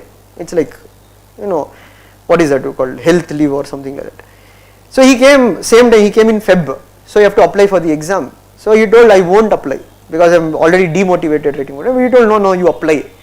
So he told, okay, I'll apply, but I will change my option because I can't read the same subject 4 times I felt. So I'll give political science because me and the other person was political. So he told, I'll also give political science. His idea was what, again he'll fail in prelims. But luckily that year he passed off prelims. Okay, now the problem is what, he has to read political science in 3 months. And he had not read anything. Now he told, now you both have to tell me what to read. I am going to read only that much. Okay. So we told him, you read this thing, you read this thing, and he was very, very dedicated. He used to come and he used to write answers. He used to write answers very quickly. He told, because mains you have to write answers. I was not writing answers. I used to tell, if somebody asked me what is the answer, I tell, this you have to write, that you have to write, and that fellow used to get scared. What, this fellow is telling so many things. So he used to come and ask me, you see my answer and tell me. And he told, you also write answer with me, we'll write answer because I can compare my answer with you. So I told, I have not written answer and I won't write answer. No, he told, you please write. At that point of time, there was this thing called as JSS in Jainagar, if you go JSS training center. So there, what was the rule is that if you have cleared prelims, they'll give free library for mains, until mains to write. So all those people who used to clear prelims, they used to come there. And there, not only people who have been IPS, IRS, interview 2 times, they used to also come. So they had one practice, they used to write everyday answers. So this fellow also used to sit with them and write. He told, come, you also write. First day I went, they told 8 questions you have to write in 1 hour. I could only write 3 answers. I got scared, because everybody has completed the paper. This fellow is first time he is writing, he also completed. I got fully scared. I told, what is this happening? I started feeling demotivated, That is the problem. When you get demotivated, you actually have to do things which will make you uncomfortable. What many people do, including me at that point in time, will run away from it. I went back to South End. I was studying in South End Library, public library. That South End is one waste library. Why I tell you waste library? In whole library, only I and one more fellow used to clear prelims every time. Rest of them never used to clear prelims. When they don't clear prelims, they have not written mains. They don't know what is going to happen, what it takes. So I went back to my library. I told my friends, I am getting scared there. They wrote like, they told, hey, Bidu Macha, you are what, intelligent, super genius, let them write. You study here only, aram se you be. I was also aram se because I used to see next to me, and nobody used to write answers. I used to read, they used to praise you. Hey, what is the viewpoint of this? I told, hey, this Shashi Tharoor has told like this, told, hey, brilliant, pakka this time top 50. Then we went, we wrote mains also, me, Darshan and this Hanmant Raju. So when you have same optional, you get same classroom, okay, and same, this fellow was front of me, Hanmant Raju was behind me, you are writing, and last paper, political science, I made a huge blunder in my paper. I attempted one question, I could not complete the question, I scratched the whole question, because you have in optional, I think right, you have to choose questions, okay. Optional is not like GS, in optional, there will be 4 questions part A, there will be 4 questions part B. First question and 5th question is compulsory, you have to write. And from each part, you have to choose 1 question compulsory, means basically 3 questions from one part, 2 questions from another part. By mistake, I chose off the wrong question which I didn't want to write. I scratched it in between and tried to re-attempt to write. That was a blunder. I left 50 marks in the exam. I was deeply depressed, First paper only in political science, morning paper went ahead. Second paper, I thought no use of writing also because already gone. But this fellow told, no, sir, write. He told no, and chumma I wrote second paper. So after the exam ended, because optional was the last paper, this fellow turned behind and told, pakka interview call, he told. I told, what acting this fellow is doing? I have written mains and this fellow, no, first time he is writing mains, he is telling pakka interview. Okay, let me see, let results come. Results came, he got interview call. My one more friend, Hanmant Raju got interview call. I didn't get interview call. I thought I was expected, leaving 50 marks. So then I thought, okay, maybe he's got border marks, he would have not got very high marks. Okay. Then he came, no sir, I want to prepare for interview. But by the time of interview, he went to Delhi because the training started again. So he told, I'll go to Delhi and prepare there and give interview. So he gave interview, next day of the interview also he called, he told, I got Rajni Razdan board, worst board. They asked me all uncomfortable question, I didn't answer anything, gone, gaya, damar, he told, okay, leave. I felt happy, okay, at least next year you have somebody who is going to give you company. So then he came back and he got posting in Mangalore. This ACIO, some inspector, they are training in Mangalore. So he came and results were not yet out. He completed his interview and he went to Mangalore. And from Mangalore he called. Because UPSC results was announced. He told, sir, net connectivity is not here, it is not opening, the PDF is there, it is not opening, please you open and see. I opened and he told, see from last. Okay, mean he was GM, so I start checking from 500 thing, 300, 200, he was not there. I told, your name is not there. So I told, okay, check off from top once, anyway I have checked so much. I checked 47th or 48th rank, I don't remember, it was there, Darshan HV. I told there is one name, Darshan HV. I told Nande. I told what is your number? Same number. I told you have cleared 40th rank. Full happy that flow, sir. Yeah, and newspaper and news channels it started coming because he was Karnataka topper. Nobody was above him that year. And if you see the same year Tina Dabi got first rank. That year he got 48. So you will feel happy but you will feel depressed also. Boras won the 40th rank IAS ne agodada. So then he came back, then he met me. Once he came, he told, thank you for your help, etc. I told, what thank? Where are your ticket got now? So then he took me out for dinner one day. And he told me, if you don't feel bad, I'll tell you something. He told, if you don't feel bad, I'll tell you openly. So I told what? He told, don't think that I know political science more than you. You obviously know more than me. But you are doing one mistake, he told. I told what? He told, you are not writing answers. He told, telling things is a different, writing things is a completely different. He told, you write, I will see why you won't get interview call. And that is what I did in 2016 for next 1 year. I didn't read any new books. I consolidated my sources, I revised, but I wrote, as far as I remember, I had not taken up any test series, but I wrote almost some 250 questions before I gave mains. That year I got interview call. And my political science score, when the previous year, when they announced these scores, this fellow had got 281 PSIR. In 2015, I had got 171, not in one paper, both papers together. 110 marks difference. I went mental. I told, how is this possible? This fellow has led for 3 months. I have read this option for 2.5 years. That is what I understood because I discussed lot of answers with him. Okay, I'll give you one example. They had given a question called as human rights dilemma in India. That was the question, comment.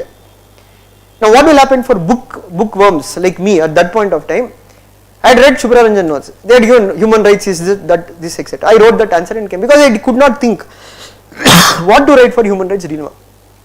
So I asked this guy, what you wrote answer there? He told, sir, what is there to write? It is easy question. He told, what easy? He told, what is the question? Human rights dilemma. What do you mean by dilemma? Confusion. They are asking what is the confusion for the human rights movements in India. And I told, what did you write? I told, in India, human rights movements face a lot of challenges. How? One, individual rights versus community rights. They don't know whether individual rights are important or whether community rights are important. And he told, I gave the example of Madesnana. I told where he had read it. He told it was in newspaper. Because if you see in Karnataka only, in Kukke Subramanya, there is a tribal community called as Malay Kudiyas. Okay, it's a tribal community. They have a unique practice, a tradition. What is the practice is that they will roll over. Okay, they will roll over. They will remove their shirts and they will roll over the eaten leftover banana leaves of Brahmins. And that became an issue. Why? Because many people opposed that, saying that it is below human dignity. It is a violation of human right. It is against individual rights. But the problem here is that this same community, they are arguing what? This is our tradition, we will follow it. Who are you to ask? So it's a conflict between what? Individual rights and community rights. Here there is a confusion, which is more important. And he told like that death sentence, whether death sentence should be abolished or not. Police versus Naxals, whether police also have human rights, because when Naxals kills police, that is also a human right violation. It is not only when police kill Naxals. And he told, this is the answer I wrote. And that is why I understood why he got 281 and why I got 171. So next year I changed. My score jumped from 171 to 284. Then again when I gave one more attempt, it jumped to 290. So that's why I told, you won't blindly get 280, 290 just writing from here to there. You have to develop thinking abilities. So our job here is to ensure that you can think logically. Okay. Our job is not to ensure that you blindly by heart. okay, to make you think. Mains is more about thinking, it is not about writing. It's not like our school. In our school or engineering, how many of you are engineers? I think majority will be. So you can see in engineers, I know how to get 35, 15, 50 to pass, and you read one book, you reproduce the one book there, they'll get you marks. That is not going to happen with UPSC exams. Okay. So our goal is to what? To teach you in this perspective. Got the point? So yeah, any other doubt?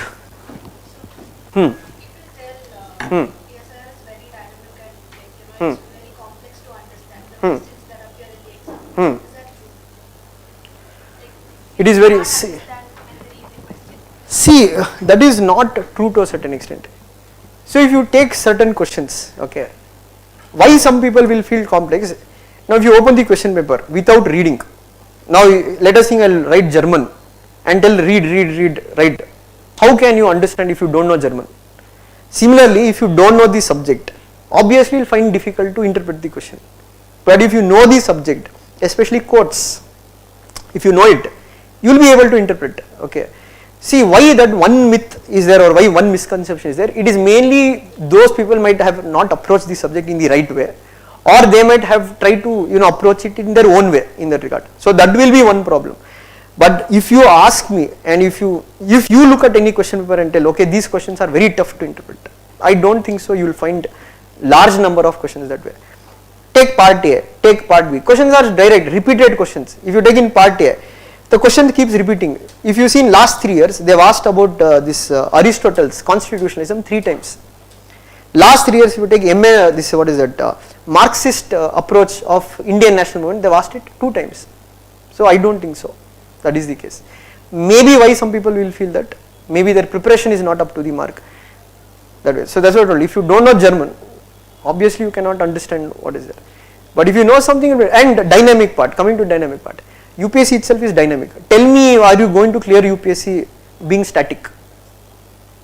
Are you going to prepare for GS2 saying that no sir, I'll only read Lakshmikant and I'll go? Prelims you will clear. Mains though you have to know, right? And this is not something extra you are knowing. Now recently Supreme Court directed the election commission that government that you have to form a committee. That is the dynamic part. There is nothing extra in it. Don't worry about that, every change what will happen. Like Narendra Modi will visit some small country. Not required. Larger policy changes, like Israel, there is a policy change. China, border issues happening. These kind of things you have to read the dynamic part, not for everything. Yes, any other question?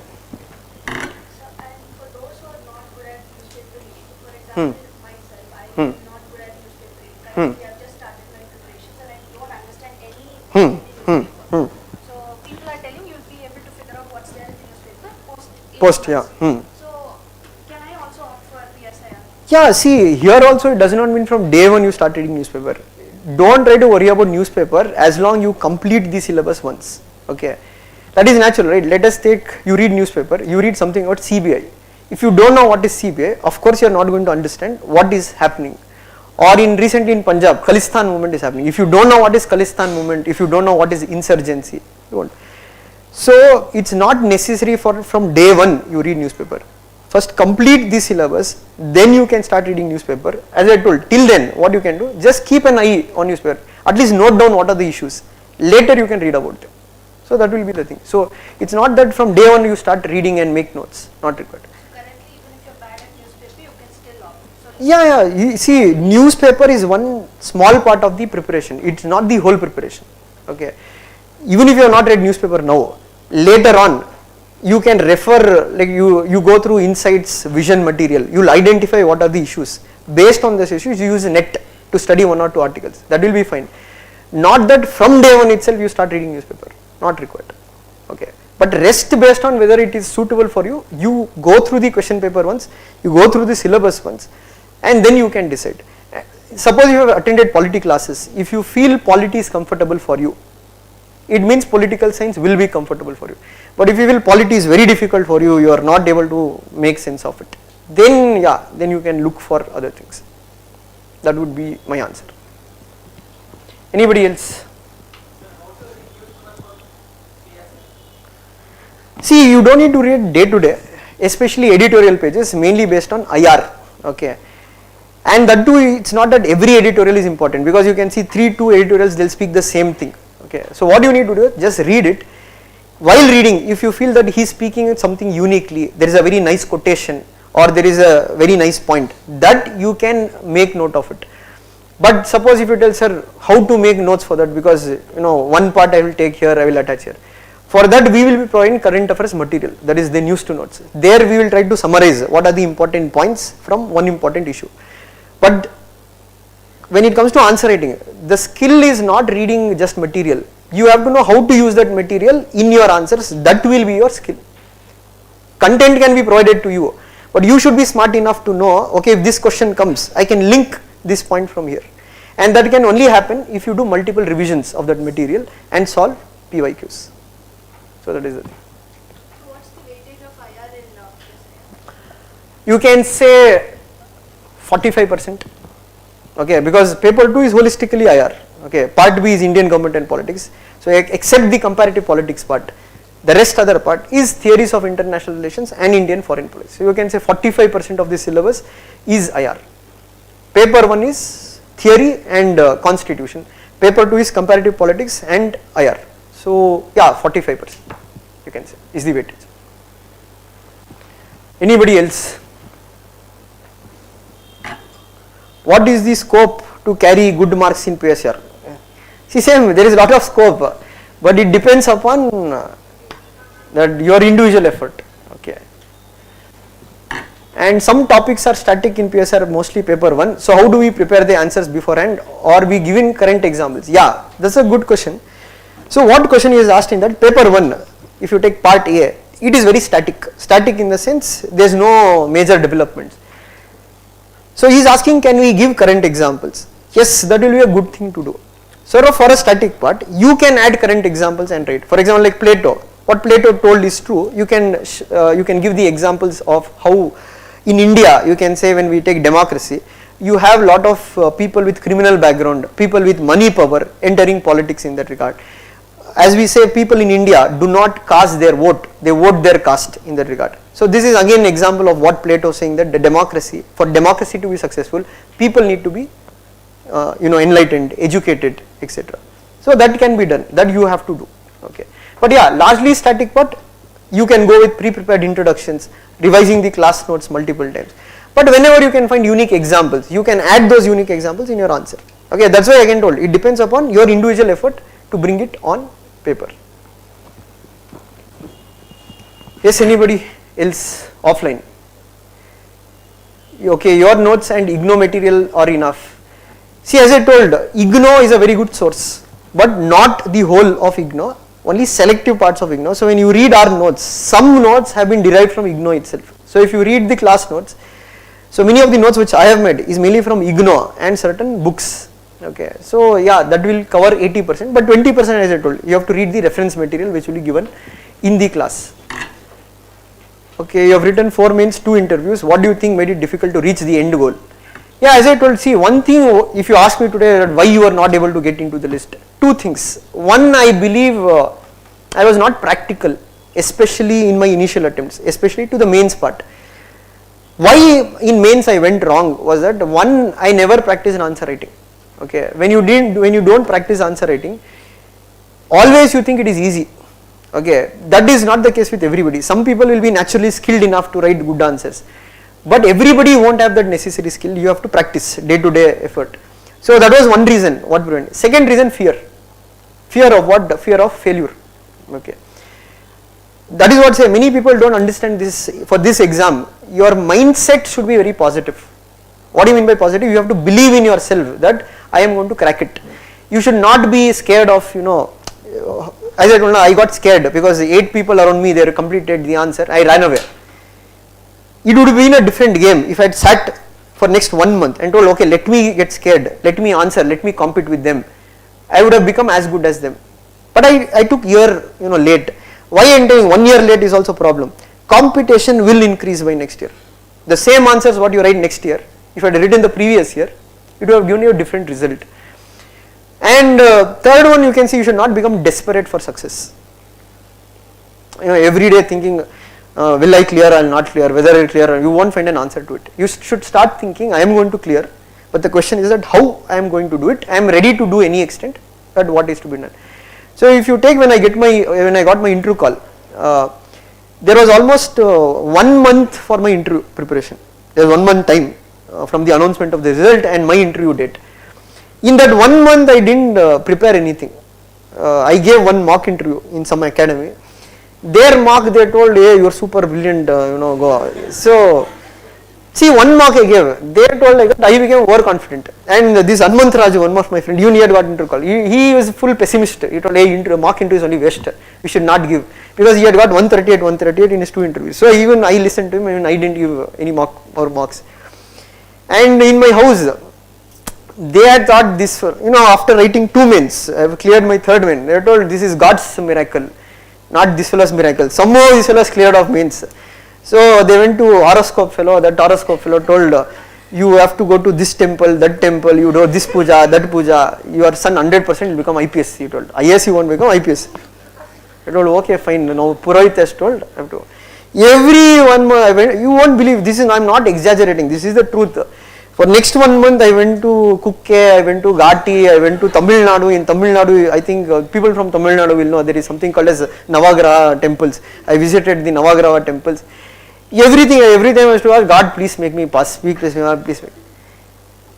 See, only if you pray, no miracle will happen unless you put effort. Then last day, I was about to go to Delhi. So one fellow told, you have gone to Kukke, why don't you go to Ghati? I told, why? So he told, this is, Kukke is the head of the snake, Ghati is the tail of the snake. So you have gone to head, you go to the tail. I told, okay, fine. So I went to Ghati Subramanya and that Purohit was there. Build up they'll give, when you get interview call and all, is interview call candidate.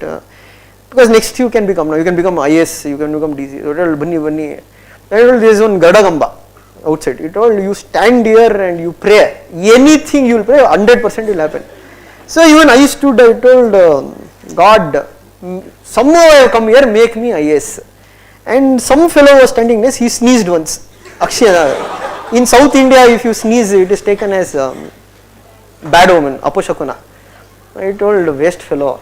Then I told, okay, somehow IS is not going to happen. I told, oh God, some post, I am not asking IS, APS, something, at least one rank. Let it be Indian Postal Service also. He sneezed again once more. So then I told, okay, sari barta illa shakunagalo. Then I went to Delhi. So I went to that Purohit again. So it happened like this. I told him. He told, don't worry, I have a solution for that also. So he told, you are going through Shani, this thing, that is why it has happened like this. So he told, I will give you sesame seeds. Okay. When you go in front of Dolpur House, that is UPSA, you throw it in this direction and go. You won't believe I did it. This Anmant Raju was there now. This Anmant Raju was with me only, same interview. I told, sir, do one thing, you cover me like this. When you go to interview, they will make you stand in line, CSF. Later you have to show your documents, then they will take you in. So standing in line, I told him, you cover, I will throw off this sesame seed in that direction. Everything I did, but interview I got 140. Why I got 140 in interview? Because I was not prepared. I was not confident. So that's what I told. For this exam, you need to have lot of self-belief. You have to have lot of self-confidence. There will be any context where, this is not 3 months degree course. It might take 1 year, it might take 2 years, it might take 3 years. But if you believe in yourself that you are going to do it, it will happen at some point. I have seen people like Netra Meti, what I told. She cleared in her 6th attempt. How I know her is that she was my junior in JSS. Okay, her option was also political science. She was in the same phase. When I went to interview, she came asking that, I have written mains, I am not qualifying. I knew my exam. I told her, write answers. You write and come. I will tell you whether you are written correct or not. She came with one answer. I scolded her. What nonsense are you written? You are writing 3 mains. I think she felt offended or something. She went off. She didn't come back. Next year also she didn't clear mains. Then she came when my attempts all ended, and I was teaching that time in some other academy.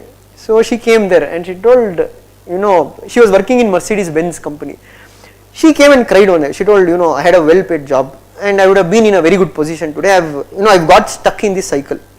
I can't go there. I can't move forward. What shall I do? So I told, do one thing. If you believe me, if you trust me, write answers regularly, but I will be ruthless. I won't be a person like that, Jana Mari, Muddu Mari, write. No, I am going to be ruthless. You have to write. She told, okay, fine, I am going to write. She wrote continuously. She got interview call, but she didn't clear in interview. That was in her, I think, 5th attempt or 6th attempt. Again, she went, sir, what sir, I made so much effort. Again, I've done. I told, how many attempts you have? She told 2 more attempts. She told, I want to go back to Benz. Enough is enough, I am done with it. I told, you have swam till here. 2 more years is not going to make any big difference to you. Give 1 more, you are in form, you have got interview call. Don't miss out on the form. But I told her, don't be desperate, because she was also desperate. I could see her desperation when she went to interview. Same thing, I saw herself in me. She was very desperate, somehow some miracle should happen. I told her, this time don't be desperate. Don't even think that you will be selected. Just write the exam. Go off to Mercedes-Benz the moment you write your mains exam. She wrote mains, she got interview call, and she went on to get 326 ranks. Why? She believed in herself that she can do it. So as I told, challenges will be there. Challenges at home, many times there are days you will not be able to study. You will see failures. Okay. But you have to overcome these failures, not run away from these failures, not hide from the failures, not hide from seeing your reality. In my mentorship, that is what I do. Some students will come, they will tell, sir, we have read. What you have read? Sir, modern history you have read, polity we have read. Okay, reading means what? They will tell, we have listened to the class. Listening to the class is not reading. You have to go back to your house, you have to sit, you have to read, you have to know concepts and come. Because when they come, you ask them question. They will come, ask them question, okay, in modern history you have read, I will tell you 3 organizations, you have to tell me in which organization they did idol worship or they didn't believe in idol worship. Arya Samaj, Brahma Samaj, Ramakrishna Mission, options for you, 1, 2, 3, 1 and 3, 2 and 3, 3 only. Now the student will get confused. There only they will become half depressed, what is this? They won't know the answer. If you tell, they will tell something, say Arya Samaj. Told Arya Samaj didn't believe in idol worship. Arya Samaj just told back to Vedas, but he opposed idol worship. Only one organization which believed in idol worship was Ramakrishna Mission. The only thing, no other Hindu organization there at that point of time, they believed in idol worship. Why they will be not able to answer is that they would have listened to the class in form of a story. Story does not get marks. You have to go back based on that story, you have to sit, you have to read, and what questions the faculty would have given, you have to solve those questions and come back. Again a point. So that's what I told, be practical, don't shy away from scoring low marks in test, be open about it, there is no shame. If you are getting less mark, it's fine, you have come here to improve. But if you are, what we say, if you are not going to show your symptoms and you tell you cure me, we cannot cure you. You have to be open about, okay, this is my level of preparation. So that's why I told, be practical, and that's why I told, I am not asking anybody to come and join PSAR because you will score 300, you will score 400, I am going to do magic material. I am not a person because I can't do it. I won't do it. I am something like Sudeep sir. Sudeep sir also, why I like him so much is that he is one person, he is highly ethical. He does not promote anything just because you are going to get money. Okay. That's what I told. You can take the optional, provided you like it. Second one, these are the facts. These are this thing. Based on this is what we are going to offer you in the class. With that we will hope that we will get good results. And as I told, we are hopeful also this time because we have 22 people who have got into call. We are expecting at least 5 to 6 people to get ranks. Okay. So you also see other optional orientations. Then you decide which option is best for you. Don't take option because I said or somebody said. Use your own, what do you say, dimag ki batti jalao. And you have to select the option. Apart from that, any other technical doubts regarding the option subject?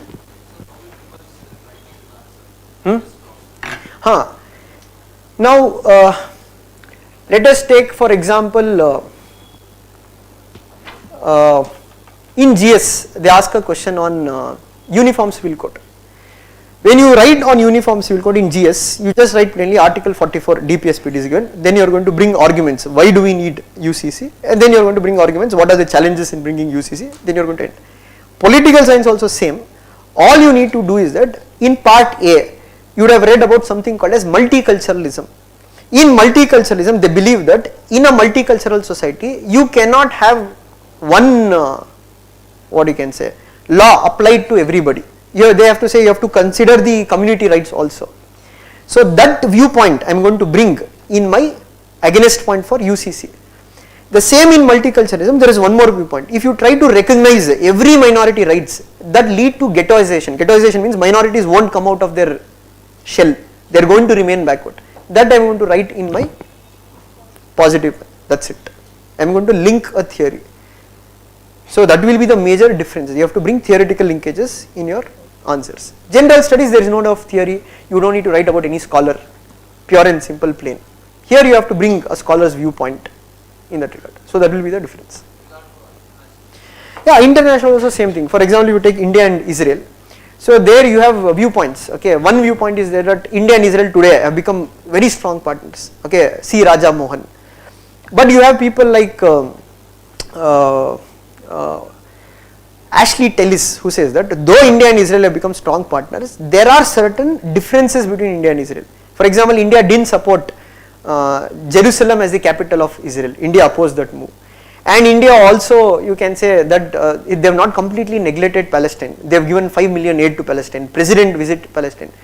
So the only the viewpoints what is there that you need to bring about. Rest remains the same. There is no difference.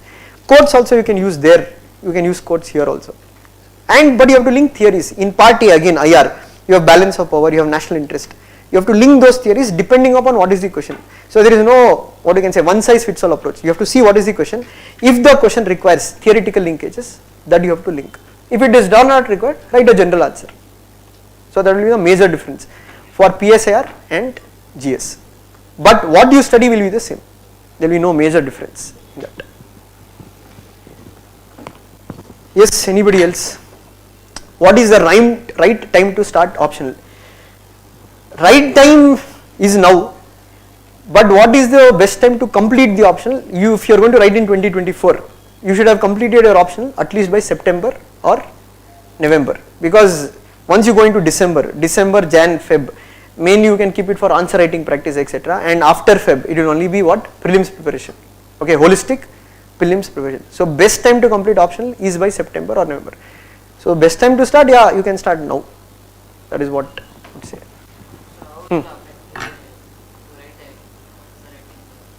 How it will affect? Articles. How to write articles and write. See, it's not that you have to reproduce the whole article into your answer. Okay, in one article, maybe one dialogue is good. Only that you need to add. Don't try to read the whole articles and bring the whole articles in answer. That's why I told, don't think like that. You will be reading the whole article and writing the whole article. Not necessary. 20% is enough if you read articles. Okay, rest you bank on what is given in the notes. That is what I would suggest.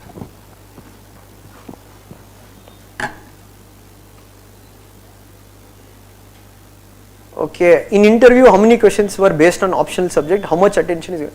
Yeah, see, in optional subject, it varies. In my interview, they did ask about optional subject.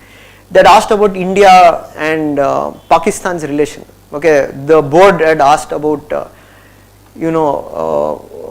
can SAARC be a platform for India and Pakistan to resolve their bilateral disputes?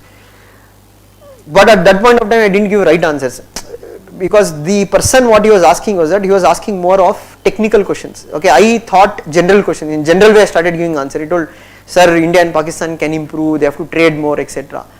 But the answer for the question was simple. You cannot use SAARC as a platform to solve bilateral dispute, because SAARC charter does not allow for it. Okay, there is an agreement among SAARC members, they cannot bring bilateral dispute to the, that was the answer I should have given. And they had asked about Trump when I went to interview. They told, do you think Trump is speaking about imposing sanctions on India with respect to H1B visa? They told, do you think really he will do it? What is the consequences of he doing it? And one more question they had asked is that, I was civil engineer, because I had not done my masters at that point of time. They asked, why you have taken political science, you are from engineering background. So there I started giving an answer, say that I am not good in engineering, I scored very low marks. Then he told, stop, I am not asking you. He told, why PSIR? So then I told I am interested in IR. So then they started the questions on IR. So these were few questions they had asked on the optional subject. But you cannot tell always that questions will come on optional subject. It depends upon the board, it depends upon that particular day, it depends upon your DAF. Okay. See, DAF is also very important. You have to write in DAF something which is logical to answer. There also I made a mistake. I didn't ask anybody. I filled my DAF. I told, what is your hobby? I told bodybuilding is my hobby. So gymming, not even bodybuilding, I told gymming. So the chairman first time he saw me, he told, you do gymming? I told, yes sir. Then he asked something about jogging. Is jogging better or gymming better? See, what will happen is that when you don't have anything unique in your DAF, then the board will go into asking general questions. So if you give them specific area, what you should have done it, not bluffing, should have really done it. Then the interview will be more controlled. Controlled in the sense they'll ask you on areas what you have done. Okay, like if you tell reading books, that is too generalized. You have to specifically tell, okay, which kind of books you read. Okay, that will create interest for the board. Okay, fine, they'll ask you questions. Okay, which book you read recently? What is there in this book? That will start a conversation, right? A conversation will continue. You will also feel comfortable. But let us take nothing is there in your DAF to ask. That is when they'll go into what asking, wide issues which are out of your thing. But for interview, I believe it is not more about giving the correct answer. There is nothing called as correct answer. It is more about personality. Okay. So I felt that at that point of time I was not so confident. I was not a good public speaker in that regard. And I felt the board dominated me, means I was very nervous, and that they could feel it. Why you have to be confident? Because you are going to become a district collector. Okay, what do you mean by a district collector? You are the head of a district, right? You are control of the complete district. Below you assistant commissioners will come, below you tahsildars will come, below you huge bureaucracy. So they might feel that if you are not confident enough before 5 people, then how can you manage a whole district? Okay, so that is what I say, that personality development should go hand in hand from now itself. Whenever you get an opportunity to speak in class, you have to speak.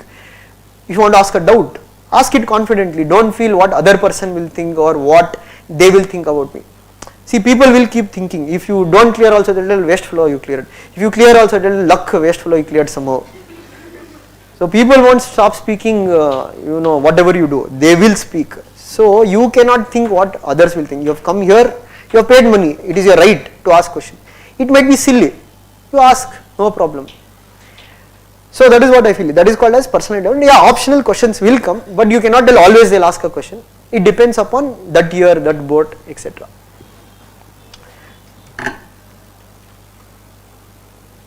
Okay, then what else is there? Why shouldn't I choose PSR? Yeah, it's a good question. If you feel you are not good in English, 100% Kannada medium, you don't know English at all, then I would suggest don't take PSR. English barala, English ಓದಕ್ಕೂ ಬರಲ್ಲ ಬರೆಯೋಕ್ಕೂ ಬರಲ್ಲ. But if you know how to read English, simple, you know how to write, then you can take. But I am telling, if you don't know how to write only, you don't know how to write English only, what you tell, sir, I will approach in Kannada, I am Kannada medium student, I will take political science, I will write political science Kannada. That will require your effort. The reason is that the books, the material, all will be in English. Okay, there are people who have done. Umesh Rathod is there, IRS. He got into call writing political science in Kannada. And Sheikh, what is that, his name, one fellow, West Bengal IAS is there. He wrote in Marathi. He took political science, he wrote in Marathi. But what they had done is that they took English books, they translated them into their mother tongue, then wrote. So if you want to ask me that will be your effort. Okay, but if you don't know how to write Kannada only, I don't understand English at all, then I would suggest this is not an option which you can look for. You can look for Kannada literature or something like that. But yeah, if you know how to read English, you know how to write basic English, then there is no other reason I can tell you not to take PSR.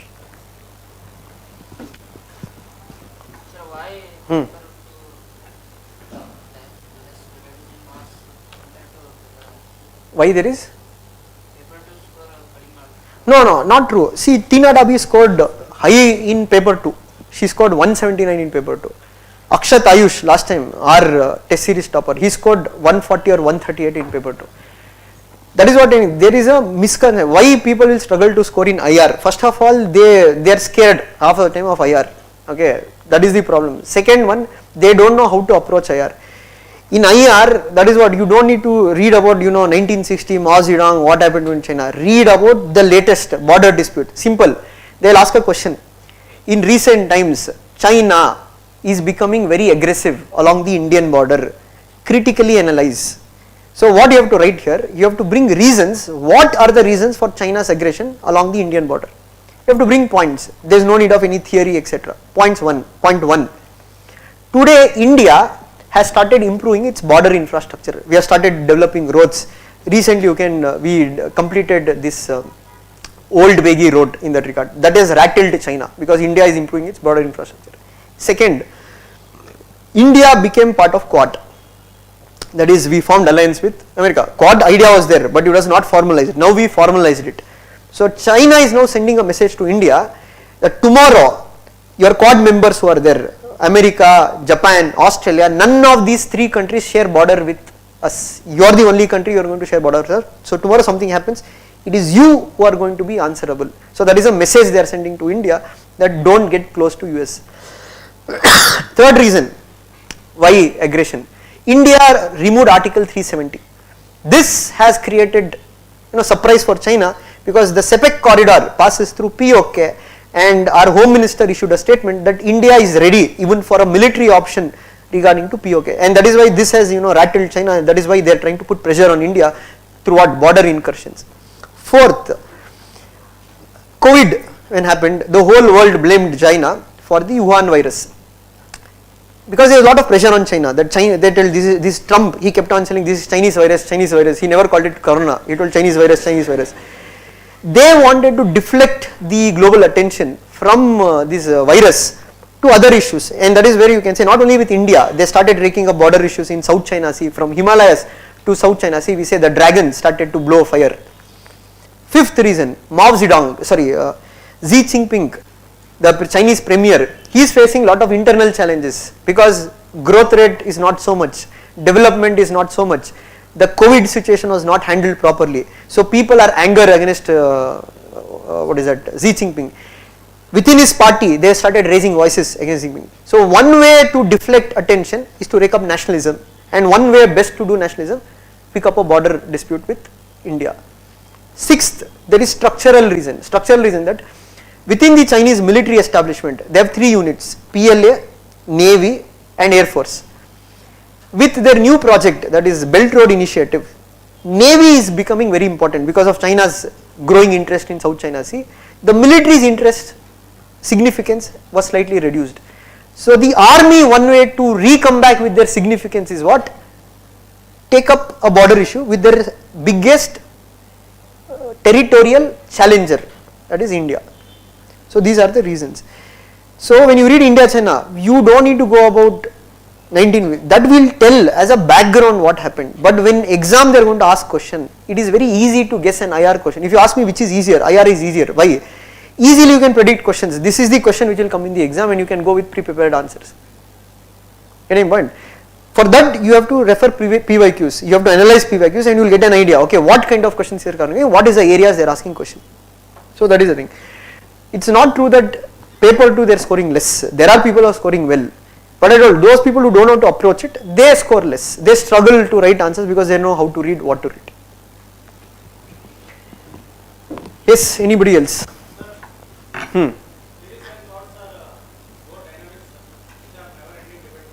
Which one?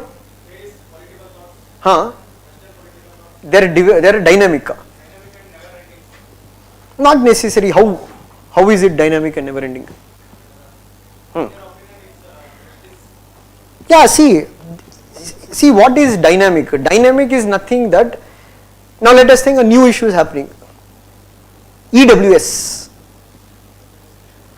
this is a new idea. Now the Supreme Court has differed from Indira Swahini judgment, where they told social backwardness should be only considered as a criteria or a parameter to determine backward classes in India. But in the recent judgment they told no, along with social backwardness you can also consider only economic backwardness as a criteria. Here is the dynamism part. But if you go to theories remains the same, they don't change. You have to only choose which theory is more suitable in this case. Okay, it's not that new theory is evolving. There is very little new theories which have come out. Dynamism is only the examples what you can change, not the theory itself. So that would be my answer. Sir, as an aspiring to IFS Indian service, any advice for me that just like to give more specification to international No. One good point out here. To become IFS, to become IAS, to become IPS, in the current stage of the exam, there is no need for you to choose PSR. If you ask, sir, should I choose PSR because I'm going to, it is like telling, sir, I want to become IAS, I'll choose public administration. Because I'll run off administration now only. No. You are choosing an optional just to get the post. You don't think like that. If I choose PubAd, I will become an administrator, I will choose IFS. No.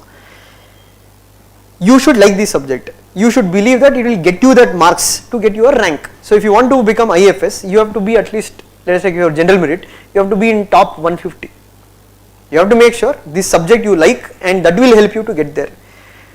Don't think like that, being IFS I have to know in detail about IR, not required, not necessary.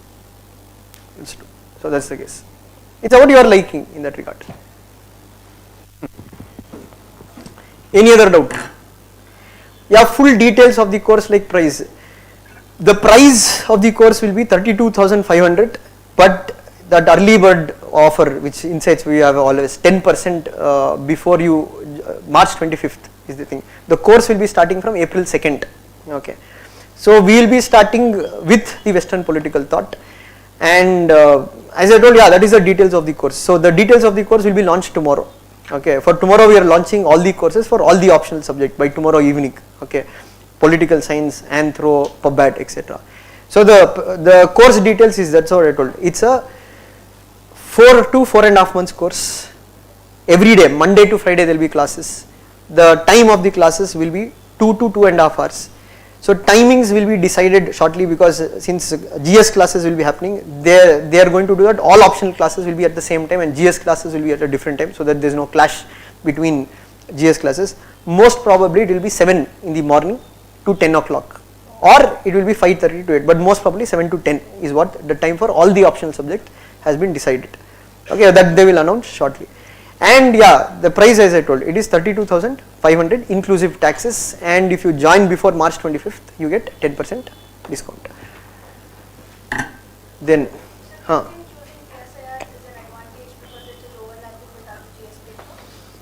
I would say a slight advantage, not a very great advantage in that regard. Yeah, slight. See, one thing is that people with PSIR background and even sociology background, they tend to do well in essay papers, okay, ethics papers, with especially PSIR paper. But it is not like you took it directly, it will convert. You have to know how to use the optional knowledge there. Yeah, in that part there is an advantage, because let us say you don't take PSIR, but still you will be reading about modern history, still you will be reading about IR, still you will be reading about post-independent India, still you will be reading about Indian constitution. So it's like Narendra Modi. You hate him or you like him, definitely you cannot ignore him in that way. You hate political science or you don't like political science, you can't ignore.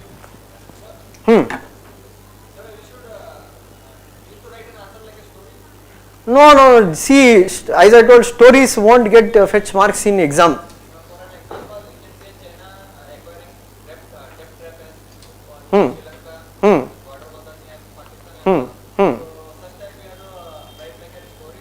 Why will you write? See, in exam, how many words you have to write an answer? 250 words maximum you can write. If you write story, there only 100 words gone. You can't bring a different dimension. No stories and all. If you want to write about China's debt trap, you have to just write a point that China is using predatory loans to bring countries under debt trap. Example, Hambantota, Sri Lanka, done. You don't need to write in which year they went there, what they did, etc. No. Stories is only in classroom, only for you to listen. Facts and dimensions. Bring more number of dimensions. See, I give you one example. Manrega. Okay. Tell me the different dimensions of Manrega. You know what is Manrega? Bring me different dimensions of it. Take one subject. Tell the polity dimension of Manrega. DPSP you can say, right to work. Okay. Then go on to society. Women empowerment, 50% it gives. Okay. Migration it will stop. Okay. Then go to economics. Tell what is in economics. Basically they are going to give money to the people in hands of the money to people. So this is going to be, spending is going to become more, rural economy is going to grow, infrastructure is going to develop. Okay. Then come into administration, governance. What you can link? Responsible government, self-government, social audit. People themselves will decide what they want. Understood? They will get infra. See, that's what I told. If you use multi-dimensional approach, you will generate points. You don't need to read everything. So in answer also, you have to bring multiple dimensions. Okay, but not necessarily for every question there will be multiple dimensions. And in political science, most of the answers you have to write in a pattern. What is a pattern? There is something called as thesis, antithesis and synthesis. Pro arguments, against arguments, then you have to summarize that what is your stand. But this is not single size fits all approach. See what some students will do if you tell them write positives, negatives, way forward. The question will be Gandhi's role in non-cooperation movement, positives, negatives, and they'll tell what Gandhi should have done. You can't write way forward to this question. You have to just explain what is Gandhi's role. Or there will be a question like is corruption should be legalized in India. Now you cannot tell yes it has to be legalized, these are the advantages, no it has to be not legalized, these are the. Your argument should be corruption should not be legalized and cannot be legalized, and you have to tell why it should be not legalized. So it depends upon what is the question for you to write, which way. Okay, but yeah, traditionally you have to write in thesis, antithesis and synthesis, means positives, negatives and summarize. That will be the pattern. And one more difference is that in GS you will write more in points format, but in political science we say in optional try to write in short paragraph format instead of points format. You can use it selectively, but largely short paragraphs will be more suitable for an option like PSIR. Yes, introduction and conclusion is a must for optional subject. Any option you take, there should be an introduction, there should be a conclusion. Suppose time is over, you have to have only 3 minutes, you have to write an answer, there it's okay if you don't write a conclusion, but technically every question should have an introduction and a conclusion. You can also use flow charts in between.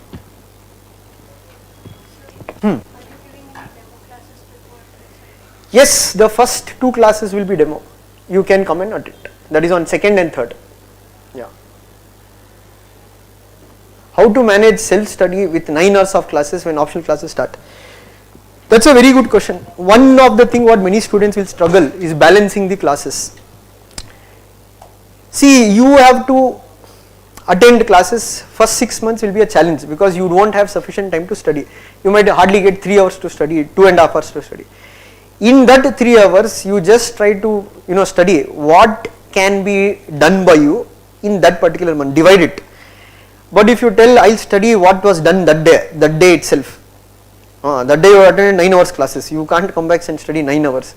So what you do is that till the classes will complete 3 hours or 4 hours, you have to more focus on understanding the concepts, and weekends what is there, Saturday and Sunday, that you have to keep it to read certain concepts what you have read the whole week. But yeah, classes will be always a challenge because if you have 2 GS classes along with that optional classes, totally will be 9 hours. So in GS classes you have to become smart. Let us say there is a class on internal security, there is a class on science and technology. This can be kept towards the end. It's not necessary you attend the classes now. That is why we have given both offline and online. So if you have not attended science and technology classes, you can go online, look at the classes towards the end and try to cover the syllabus. So your main focus will be covering the main subjects. What is main subject? Polity, modern history, geography, environment, economy, okay, and your optional. So that you have to divide your time based on which classes you will attend and which classes you can take a look at later. But yeah, that will be one thing you have to focus on, how to manage your time, because it will be hectic for next 3 to 4 months. Yes, any other doubt? Huh?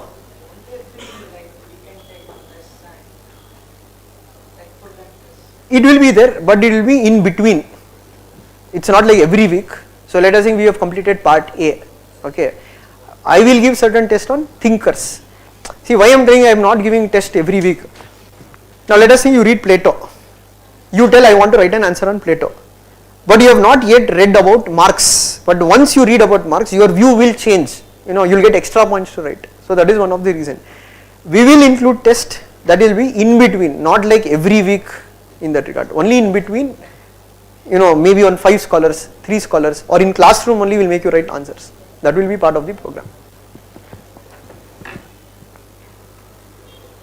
Anything else?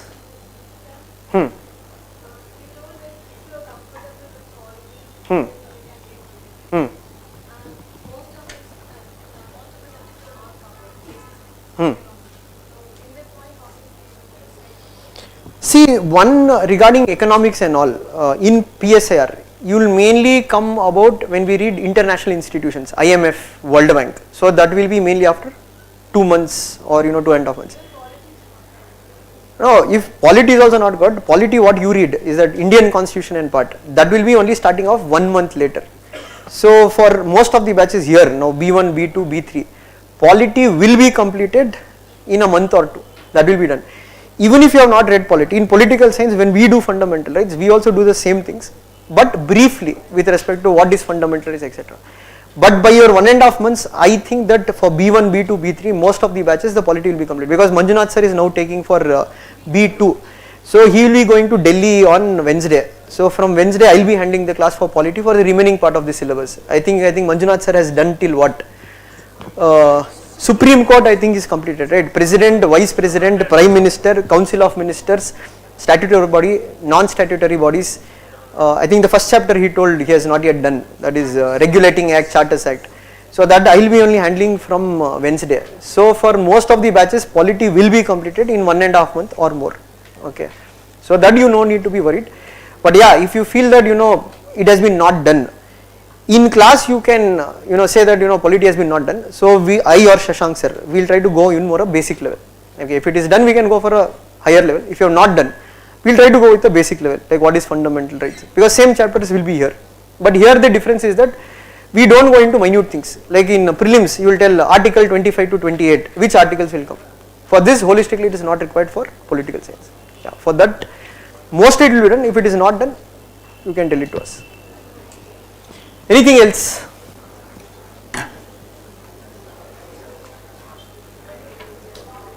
Class timings, as I told, it will be most probably 7 to 10.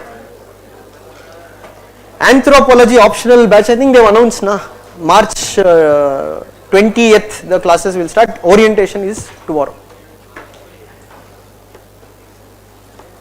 Hope that is all the doubts you have. Okay. Okay, fine. Then again we'll meet you on let us see when political science classes will start. For B2 I think we'll meet on Wednesday. I think Manjunath sir will be handling today, and today he has already handled, so tomorrow. Yeah. Okay. Thank you.